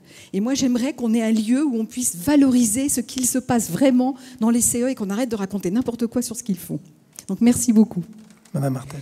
Oui, c'est merveilleux cette aventure. Comme quoi, cette idée de passeur de culture, en réalité, bien sûr qu'il y a la médiation professionnelle, mais à côté des médiateurs professionnels, chacun d'entre nous peut être passeur de culture. Et vous l'êtes de votre place, mais il y en a aussi d'autres tout autour de vous. Et ça, c'est fantastique. Aujourd'hui, il y a 2 dangers, je pense, qui guettent très particulièrement à la fois les CE, mais globalement les activités culturelles en lien avec l'entreprise. Ce premier danger, et on a déjà pointé beaucoup ce risque, c'est le passage au CSE, effectivement, avec cette moindre attention aux activités culturelles et sportives. C'est un danger et on est globalement mobilisé sur le sujet. J'ai déjà envoyé des notes. Enfin, voilà. On a déjà pointé ce risque. Le deuxième risque, il est un peu plus récent, c'est celui sur le mécénat et la réduction de la déductibilité qui passerait de 60 à 40%, ce qui fait que, évidemment, il n'y aura plus aucun intérêt, ou s'il y aura 7% d'intérêt pour une entreprise de continuer à faire du mécénat. A priori, elles vont toutes repasser sur tout simplement de la déduction de charges. Il n'y aura plus vraiment d'intérêt à faire du mécénat, d'autant plus que les contreparties risquent de baisser aussi. Donc voilà, il y a un vrai risque aujourd'hui sur cette déductivité pour les entreprises uniquement. Qui plane suite à un projet de loi qui plane suite à la prochaine loi de finances, enfin pas suite, mais avant la prochaine loi de finances. Et là, c'est pareil, tout le monde est très mobilisé sur le sujet. Cette question du mécénat et finalement de cette action de l'entreprise dans la société, je rappelle que le mécénat, c'est pas une niche fiscale. C'est justement l'inverse, finalement, d'une déduction de charge. La déduction de charge, elle va bénéficier directement à l'entreprise. Le mécénat, il bénéficie d'abord à la société et pas du tout à l'entreprise, ou alors juste pour les contreparties. Donc, mais ce qui s'est passé au moment de Notre-Dame, ce qui s'est passé pour une très grande fondation dont tout le monde parle, voilà, et ça a choqué beaucoup de monde, et c'est choquant parce que c'est beaucoup d'argent, en fait. Mais ça masque l'immense cas général qui n'est pas du tout celui-là, qui est celui de l'implication des entreprises pour souvent, par exemple, les associations de lutte contre la pauvreté sont financées à 20% par du mécénat. Les Restos du Cœur, c'est 70%. Les associations culturelles, c'est 7%. C'est pour l'intérêt général et ça ne fait même pas débat en réalité. Donc oui, il y a cette question-là aujourd'hui, elle est tout à fait d'actualité, elle devrait se résoudre dans les semaines qui viennent. Bon, maintenant tout le monde est très mobilisé sur le sujet, donc espérons que ça débouche bien. Mais encore une fois, bravo, cette expérience, voilà, elle donne la volonté de continuer à se battre et à parler pour. Merci. Est-ce qu'il y avait d'autres interventions ?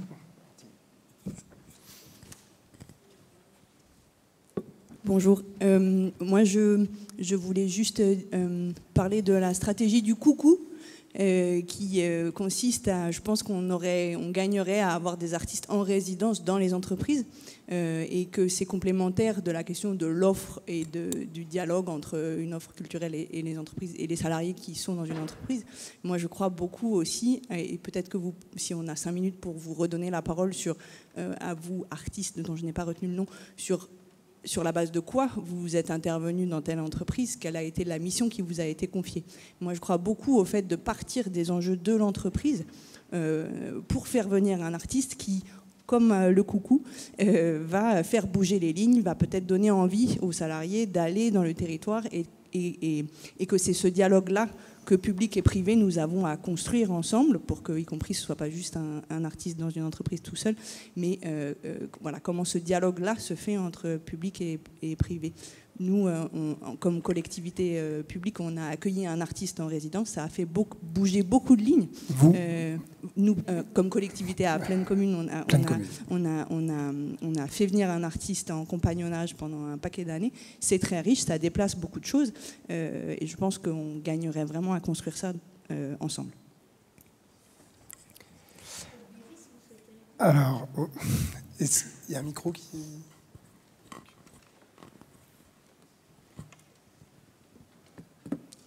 Oui, vu que en fait, notre résidence vient juste de commencer, pas longtemps, on n'a pas encore eu le temps de vraiment s'établir dans ce sens, de faire bousculer déjà pour l'instant. Je pense peut-être on a l'étape où les gens sont un peu perplexes quand on est là.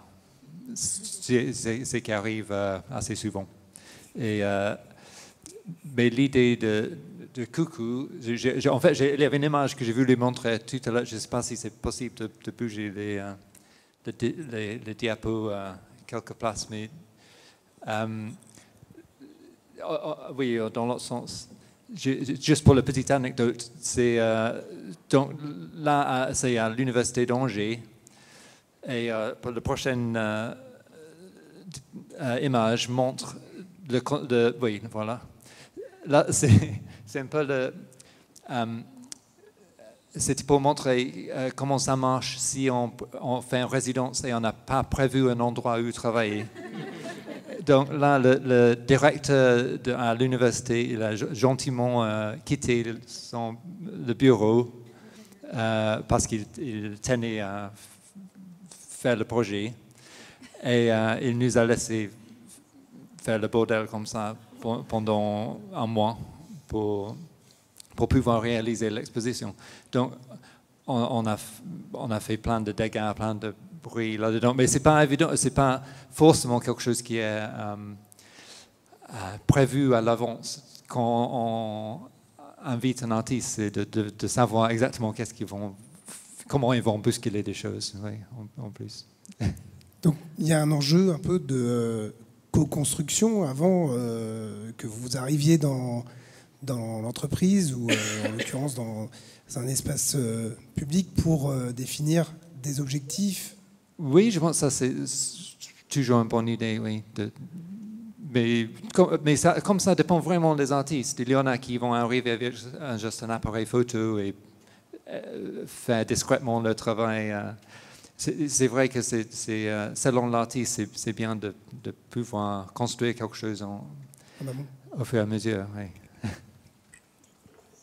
Oui, il y a une ambiguïté lorsqu'on parle de résidence d'artistes dans les entreprises, qui est celle qui la plupart du temps relève du choix de l'employeur. Et moi, toutes les expériences qui m'ont été racontées de résidence d'entreprise, eh bien, cette co-construction en amont n'est pas faite avec les représentants du personnel ou avec les salariés eux-mêmes, d'où la perplexité et la surprise. Parce qu'effectivement, l'employeur, et ça part d'une bonne intention, on ne peut surtout pas lui reprocher de le faire, mais souvent, il ne pense pas à associer les salariés à cette démarche. Et à contrario, quand un comité d'entreprise, lui, veut organiser, par exemple, même une résidence d'artiste ou même une exposition, par exemple, dans les locaux, c'est extrêmement compliqué pour lui d'obtenir les autorisations de la part de l'employeur. Donc on a là, c'est quand même assez fou, parce qu'on a deux entités qui pourraient travailler ensemble, qui ont chacune des moyens pour le faire, des locaux pour le faire, mais elles ne se parlent pas non plus là-dessus à l'intérieur de l'entreprise. Merci. Je crois que oui.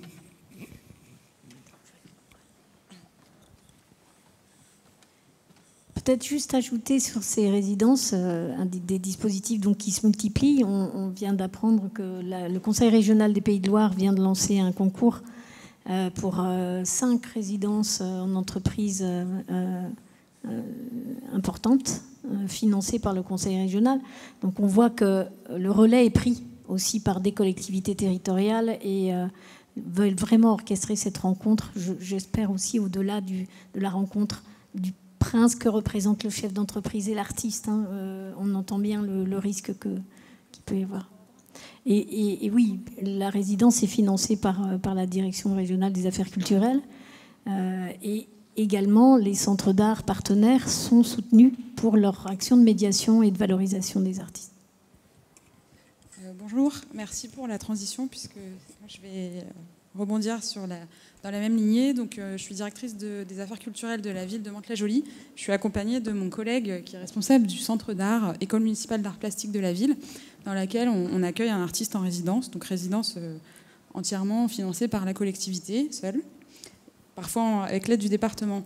Donc, je voulais faire un petit partage d'expérience pour rebondir sur la question de faire intervenir les artistes, pas forcément dans une entreprise, mais dans un employeur qui est notre collectivité.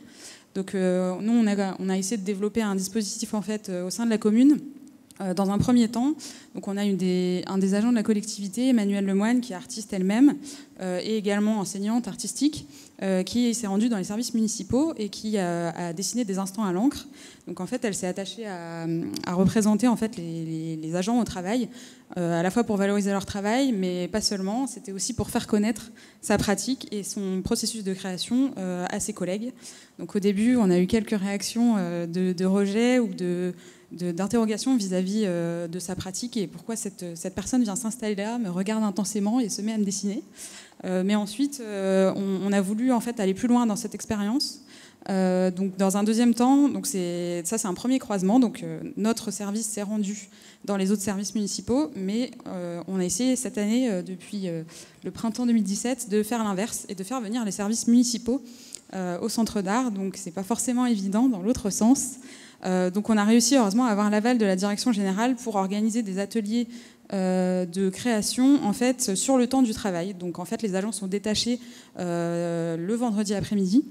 Tous les 15 jours, on propose une séance et donc les agents peuvent se rendre dans notre service et partager un temps avec l'artiste qui est en résidence, partager son processus de création et en même temps faire eux-mêmes un temps de pratique individuelle au sein du centre d'art.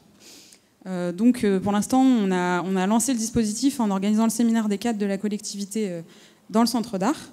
Donc tous les directeurs et la direction générale a participé en fait à l'atelier donc c'est ça qui a lancé en fait, qui a sensibilisé les cadres au dispositif et maintenant on a réussi à faire venir beaucoup de services. Alors c'est les services à la population les premiers concernés puisque comme ça ils peuvent faire le relais de nos activités. Ça peut être l'enfance loisir par exemple ou le service de la réussite éducative. Mais ensuite, là, on est en train de s'attaquer aux services techniques et il y a un choc des cultures professionnelles qui s'annonce, mais c'est un challenge intéressant. Donc là, c'est encore difficile de tirer le bilan du dispositif puisque ça fait que seulement depuis 2017 qu'on l'a mis en place. Mais on aimerait, pourquoi pas, en faire profiter en fait plus de gens et pourquoi pas inviter les salariés des entreprises du territoire à participer aussi à des séances, à des rencontres avec l'artiste en résidence et à des séances de pratique. Mais pour l'instant, c'est vrai qu'on n'a pas encore les outils et les clés pour réussir à faire venir les entreprises. Merci pour ce témoignage. Est-ce qu'il y a d'autres partages d'expérience ou... On voit qu'il y a vraiment des élans quand même convergents et qu'en fait, il manque juste l'instance de travail commun. Et si on pouvait essayer d'y travailler, Déborah, qu'est-ce que tu en penses? À travailler à cette instance? Non, un peu plus tard, on a encore... moi, j'avais une question pour vous. On sait la relation parfois complexe qu'il peut y avoir. Alors là, en l'occurrence, je pense aux salariés, mais c'est vrai aussi sur un certain nombre d'initiatives, par exemple sur le département de la Seine-Saint-Denis, avec des partenaires culturels. On sait le regard un peu complexe qu'il peut y avoir entre les institutions. Là, je pense spécifiquement aux lieux missionnés, type labellisé, théâtre, scène nationale, scène conventionnée, en direction de l'entreprise ou en direction des comités d'entreprise particulièrement. Est-ce que cette relation a tendance à évoluer? Est-ce qu'elle est encore distante? Est-ce qu'il existe un dialogue, par exemple, entre votre fédération et des fédérations de lieux labellisés, scène publique, Syndéac, scène nationale? Est-ce que ce dialogue existe ou absolument pas? S'il n'existe pas, il faut qu'on s'inquiète. Alors, il a existé, il n'existe plus vraiment, il faut bien le dire. Alors, en région, parfois, il peut se passer des choses qui ne se passent pas forcément au niveau national. Et donc, selon les territoires, on va avoir des relations extrêmement différentes. Vous avez cité à plusieurs reprises les Pays de la Loire. Ben voilà, c'est un territoire de coopération, de mutualisation. C'est naturel là-bas de mettre autour d'une table des partenaires d'horizons différents et de travailler ensemble. Dans une région comme l'Île-de-France, c'est quand même beaucoup plus compliqué, par exemple. Et au niveau national, il est vrai que ça n'est vraiment pas facile. Moi, je vais faire un peu de provocation, mais enfin, je voudrais préciser 2 choses. D'abord, il faut faire attention lorsqu'on se situe comme élu d'un comité d'entreprise. Évidemment, la culture, c'est extrêmement large. Là, on a parlé beaucoup des arts plastiques, me semble-t-il. Il y a tout plein d'autres sujets sur lesquels on pourrait parler. Je pense à la littérature, par exemple, hein, au rôle qu'ont joué à un moment donné les bibliothèques d'entreprise. Et quelquefois, aujourd'hui, on reproche au CE de ne plus être très présent sur ce territoire-là, sauf que en 40 ans, que s'est-il passé? Mais toutes les communes, quasiment maintenant, ont de formidables médiathèques. Les salariés ont beaucoup moins de raisons aujourd'hui d'aller dans l'entreprise, dans la bibliothèque du CE. Donc voilà aussi pourquoi, quelquefois, les évolutions font qu'il y a des déplacements dans les fonctions et dans les missions des uns et des autres. Pour autant, le CE reste un vecteur extrêmement important pour inciter à la lecture. Je ne veux pas faire de publicité pour César, mais on a un prix du roman qui fonctionne. Et là, on est sur la découverte. On sélectionne 10 romans publiés par des petites et moyennes maisons d'édition, des auteurs qui ne sont pas médiatisés. Et ça ne met pas en cause la qualité de ceux qui vendent beaucoup de livres et qui sont très médiatisés. Et on a plus de 2500 lecteurs dans toute la France, 300 CE qui participent. Et là, on est sur une action vraiment démocratique d'accès à la lecture. Et moi, en tant que lectrice, par exemple, je trouve ça formidable parce que quand je vais même dans une librairie de quartier, moi, je ne sais plus comment choisir mes livres.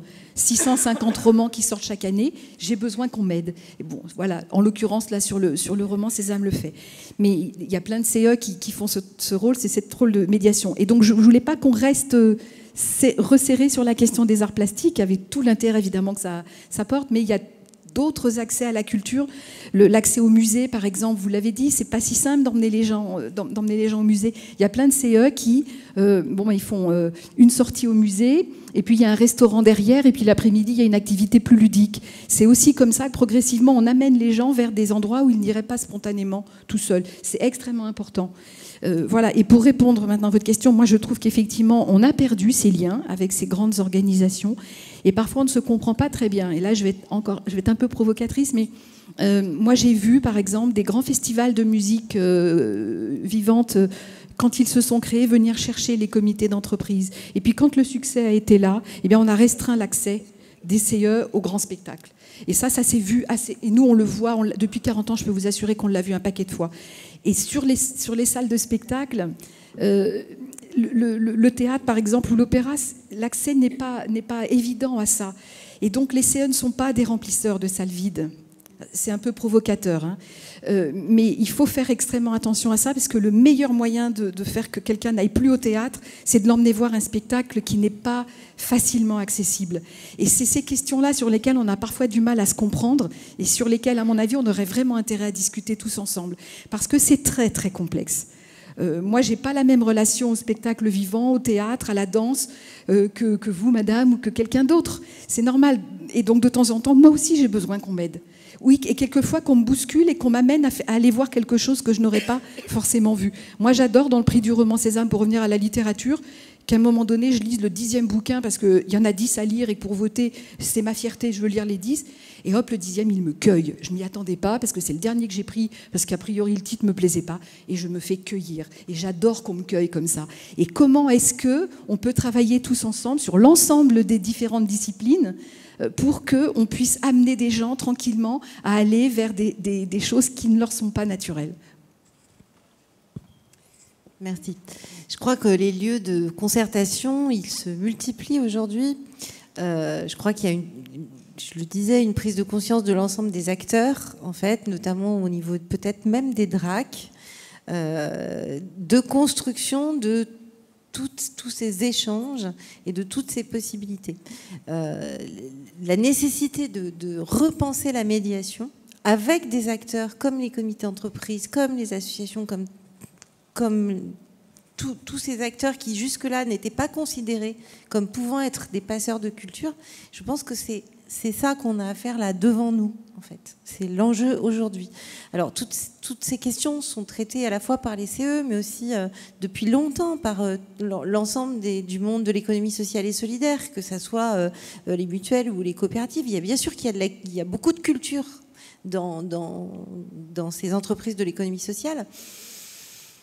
Mais on peut encore aller plus loin, en fait. Et il faut qu'on aille plus loin tous ensemble, en fait. Et le fait d'être rassemblés ici aujourd'hui par un acteur de l'économie sociale, pour moi, n'est pas neutre du tout.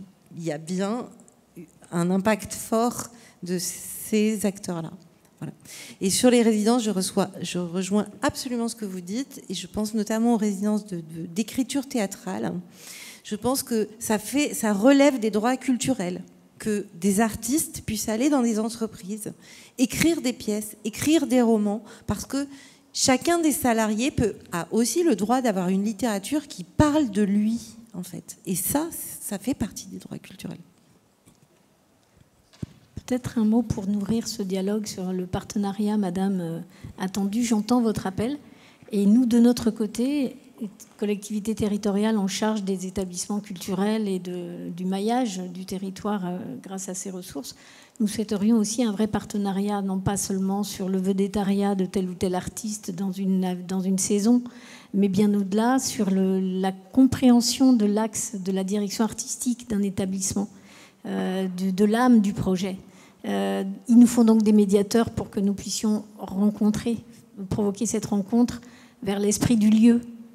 Chaque espace, chaque lieu a un projet, a un axe. Et trop souvent, ce ne sont qu'une collection de noms de plus ou moins grande notoriété qui passent complètement à la trappe cet aspect fort du projet, qui fait qu'on pourrait imaginer une fidélisation d'année en année autour d'un projet artistique et pas seulement des coûts, des opportunités, et travailler vraiment main dans la main sur la connaissance de la créativité aujourd'hui, dans toute sa diversité, dans toute sa richesse. On est dans un pays extraordinaire de ce point de vue-là, et on sent bien le déficit considérable de médiation pour permettre cette rencontre plus large vers l'esprit qui a présidé au choix et à la possibilité d'y accéder.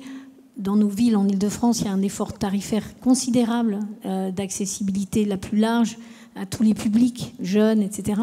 Donc, je pense que ça n'est pas une question de moyens et que trop souvent, le CE a été considéré comme celui qui permettait que la place soit moins chère. Mais le partenariat, je pense que c'est vraiment autre chose.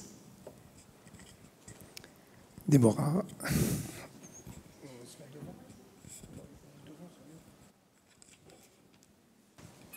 Donc, pour conclure cette table ronde, Déborah Coppel, vous êtes présidente de la Fédération nationale des directeurs d'affaires culturelles. Cette fédération regroupe des associations de directeurs, qui sont certaines des associations régionales, d'autres des associations de la nature, des collectivités dans lesquelles agissent les directeurs, que ce soit au niveau des départements ou au niveau des villes. C'est donc à travers un regard tourné plutôt sur les collectivités territoriales que cette fédération travaille. Une partie des questions, des sujets qui ont été abordés dans cette table ronde sont des sujets qui concernent les coopérations entre les acteurs eux-mêmes et pas forcément des questions de moyens financiers. D'autres appellent aussi des moyens financiers. Comment est-ce que, d'une certaine manière, ces échanges résonnent avec la capacité que les DAC, d'une certaine manière, les collectivités peuvent être des ensembliers d'acteurs qui ne sont pas naturellement autour d'une même table pour parler de politique culturelle? Alors, déjà, je voudrais vous dire que je suis vraiment heureuse d'avoir entendu tout le monde ce soir et étonnée, je reprends ce que disait Laurence, de la manière avec laquelle ce que vous pouvez exprimer les uns les autres résonne avec les problématiques et les préoccupations qui sont les nôtres. Et c'est quand même assez étonnant de se dire que finalement on partage les mêmes sujets et que, hormis aujourd'hui et très peu de lieux que je peux citer, on se rencontre quand même très peu pour échanger sur toutes ces problématiques. Donc je vais répondre déjà à ta question et puis essayer d'ouvrir un petit peu aussi sur la question qu'on avait évoquée ensemble des représentations réciproques. Si c'est décousu, n'hésitez pas à me reprendre parce que j'ai essayé de prendre un petit peu ce qui se disait pendant les 2 heures de la table ronde. Donc je dirais moi que la première étape de la coopération, c'est la connaissance mutuelle et le savoir qu'on a et la connaissance l'un de l'autre. Moi j'ai découvert des structures aujourd'hui que je ne connaissais pas. qui pourront nous enrichir. Et donc la première chose, c'est d'avoir des lieux d'échange comme cet atrium que nous permet de partager aujourd'hui le groupe UP. Il y a d'autres pistes qui seraient à développer, probablement, de se rencontrer plus souvent dans des CCI. Nous, dans nos collectivités, de travailler avec les directions du développement économique. On a des collègues qui sont en charge du développement des entreprises sur nos territoires avec lesquels on travaille peu. De généraliser probablement aussi dans nos structures culturelles des soirées dédiées aux entreprises, ce qu'on fait finalement extrêmement peu. De disposer de fichiers d'entreprise sur nos territoires pour avoir des contacts non pas seulement dans le cadre de mécénat, mais dans des cadres plus élargis, de penser ensemble des lieux de rencontre en fait et des temps d'échange qui aujourd'hui existent très peu. Donc après, je vais me permettre d'élargir un petit peu le propos, puis de reprendre ce que tu disais tout à l'heure, Nicolas. On est effectivement à un moment charnière des politiques publiques culturelles aujourd'hui. Elles doivent se réinventer, et je pense qu'il nous revient de les réinventer ensemble. Tu l'as rappelé tout à l'heure, le modèle de la multiplication de l'offre et des équipements par la puissance publique sur les territoires a montré ses limites maintenant très clairement en termes de démocratisation culturelle, de diversification des publics. Et il nous revient de manière évidente, je pense, maintenant, à ensemble penser différemment la complexité du fait culturel et la question culturelle, le prisme seul de l'interventionnisme des politiques publiques qui a guidé nos pensées à la FNADAC et dans beaucoup d'autres associations ne suffit plus aujourd'hui. Donc dire cela, ça pourrait être renvoyer l'interventionnisme public à une posture passéiste et à bout de souffle, ou bien alors se dire qu'il faut accepter de faire différemment et de coopérer différemment. C'est évidemment ce vers quoi on tend à la FNADAC. Et donc je pense qu'il nous revient maintenant de porter une vision de la culture telle que vous l'avez présentée aujourd'hui, les uns les autres, qui soient porteuses de transformations sociales, culturelles, démocratiques, qui soient au service du développement des territoires, des individus et des acteurs, donc évidemment des entreprises qui y habitent et qui les font vivre, de leurs droits, de l'émancipation et de la dignité.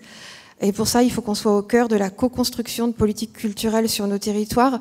Donc j'ai envie de dire que la première chose qu'il faudrait pour que les représentations changent, c'est que nous, qui mettons en œuvre les politiques publiques, soyons capables d'un décentrage par rapport à ce qu'on a fait jusqu'à présent, d'une ouverture et puis d'un nouveau positionnement, en fait, qui nous permettent de prendre en compte dans nos schémas de pensée, dans nos manières de faire, de nombreux acteurs, au premier rang desquels le monde de l'entreprise. Après, je vais me permettre une autre aparté, rebondir sur ce que vous disiez sur l'économie sociale et solidaire. Donc, Nicolas, quand on a échangé hier, tu me parlais de cloisonnement des acteurs, et je pense que c'est effectivement une notion essentielle à laquelle moi je souhaiterais opposer, celle de transversalité et aussi d'hybridation. Et en ce sens, j'aimerais bien évoquer un modèle de l'entreprise qu'on a assez peu évoqué aujourd'hui, qui est celui en fait de l'économie sociale et solidaire, où on rencontre des entreprises aussi bien du secteur culturel ou non d'ailleurs, qui proposent des modèles d'organisation et de gouvernance qui nous permettent, je pense, si on savait s'en inspirer, de repenser différemment sur nos territoires les politiques culturelles dans des démarches contributives et participatives. Je ne vais pas m'étendre, mais on peut en discuter si vous le voulez. Et je pense que le monde de l'entreprise ne doit pas être seulement un coacteur à nos côtés, il est aussi porteur de manières de faire dont on ferait bien de s'inspirer. Voilà. Si je résume cette pensée-là, je dirais que maintenant, nous, on doit aller d'une logique de démocratisation, de décentralisation, vers une logique de coopération, territorialisation, et probablement utiliser bien davantage des outils dont on parle beaucoup à la FNADAC, qui sont des projets culturels et concertés de territoire. Et force est de constater qu'aujourd'hui, on associe très très peu les entreprises. Moi, je dois le dire, je sors de l'élaboration d'un schéma culturel pour la ville de Reims. On a travaillé pendant 2 ans. Et j'avoue qu'on a très peu vu les entreprises et qu'on n'a pas forcément pensé à les associer. C'est-à-dire que c'est vraiment pas encore dans nos réflexes et dans nos modes de pensée. Et il y a un vrai champ à ouvrir. Voilà. Est-ce que tu veux rebondir? Dis-moi. Très concrètement, il y a bientôt les assises de la FNADAC. Oui. La FNADAC est en relation avec le ministère de la Culture. Quel message, quel type d'action est-ce qu'on pourrait faire valoir auprès des directeurs d'affaires culturelles ou auprès aussi du ministère qui peut aussi financer des actions? Bien sûr. Alors, juste pour rebondir sur les assises, c'est notre minute publicité, mais je profite pour vous en parler. On organise effectivement à la FNADAC tous les 2-3 ans des assises nationales de la culture, donc qui auront lieu les 10 et 11 octobre prochains à Rennes, et je pense que la thématique peut vous intéresser. Cette année, le titre, c'est « Culture à partager, responsabilité en commun vers de nouvelles coopérations ». Je pense qu'on a parlé pendant 2 heures des responsabilités partagées. Après, pour répondre à la question que tu viens de me poser, moi, je vous ai écouté les uns les autres et j'ai entendu beaucoup de choses. Donc, dans ce qu'on pourrait proposer comme nouveau type d'appui ou de financement, d'ailleurs, c'est pas forcément uniquement monétaire, j'ai entendu parler de nouvelles coopérations entre les comités d'entreprise et les instances culturelles de l'État et des collectivités territoriales. Laurence parlait du Conseil régional des Pays de la Loire qui vient d'avoir une initiative assez intéressante que j'avais repérée aussi. On sait aussi qu'on a des départements et des régions qui financent des CE ou des associations de CE. C'est quelque chose sur lequel nous, DAC, on pourrait monter. On a des DAC dans les régions, on a des DAC dans les départements. Il faut très probablement qu'ils prennent la parole sur ces sujets-là, qui, à mon avis, leur sont encore très méconnus. Moi, je sais aussi qu'on a... Je parle de la ville de Reims, qui est celle où j'étais DAC jusqu'à il y a encore quelques jours. On a beaucoup travaillé avec les entreprises sur de la mise à disposition de moyens logistiques, techniques, en accompagnement sur de la scénographie, pour permettre la réalisation d'expositions. Ça paraît pas grand-chose, mais c'est souvent le point de blocage pour une entreprise qui n'a pas le moyen, qui sait pas faire. On a aussi travaillé avec des artistes sur des projets assez intéressants. Pour en citer un, on a C215, donc qui est un artiste de street art qui voulait travailler sur la ville de Reims. Il y avait la maison Ruinart. On a la chance d'avoir un certain nombre de maisons de champagne à Reims qui voulaient, elle, avoir un artiste. Le projet a commencé au sein de la maison Ruinart et a essaimé sur tout le territoire de la ville de Reims et a permis de croiser les publics, comme on le disait tout à l'heure, ce qui est aussi assez intéressant. Après, ce que j'ai entendu aussi et qui me paraît une évidence, c'est de considérer l'entreprise et de le répéter probablement auprès du ministère et d'autres tutelles, pas seulement comme un mécène, mais comme un partenaire à part entière avec qui on puisse partager des visions, des projets, faire découvrir une offre territoriale aussi. Et là, quelque chose d'essentiel, et l'un de vous deux me semble l'a dit tout à l'heure, c'est d'aller chercher l'entreprise au début du projet, quand on le construit. Pas une fois qu'on a quasi finalisé et qu'on se dit, tiens, il va manquer 10 000 ou 20 000 euros pour finir, allons trouver l'entreprise qui va nous permettre de boucler le projet. Je pense que c'est vraiment plus la bonne approche sur les territoires. Donc voilà, élaborer des politiques publiques plus participatives et co-construites. Après, je sais aussi qu'il y a des DRAC maintenant qui ont ouvert des lignes budgétaires pour le financement et pour accompagner des entreprises de l'économie sociale et solidaire. J'étais hier à Rennes aux Ateliers du Vent, qui est un tiers-lieu qui est extrêmement intéressant dans son fonctionnement et qui nous disait qu'il ne tenait en grande partie que grâce à l'aide de la DRAC. Donc c'est aussi des choses, c'est très nouveau, mais c'est aussi à nous, acteurs culturels des territoires, de faire remonter la plus-value de ces accompagnements pour qu'ils se pérennisent dans la durée. J'entendais aussi les réflexions sur les Césaires tout à l'heure.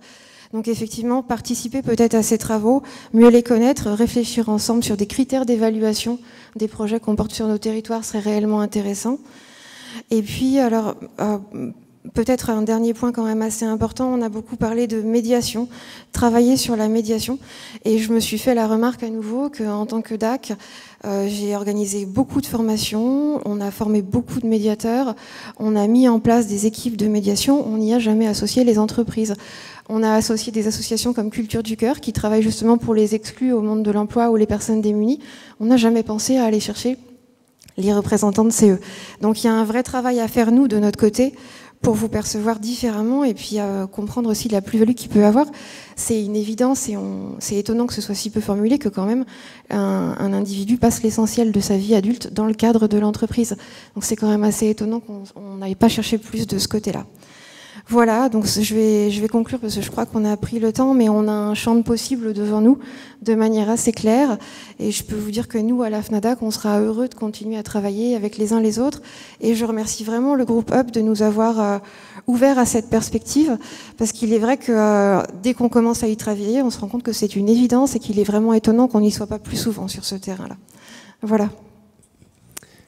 Merci à tous pour ces débats et bien sûr on est à votre disposition si vous voulez échanger.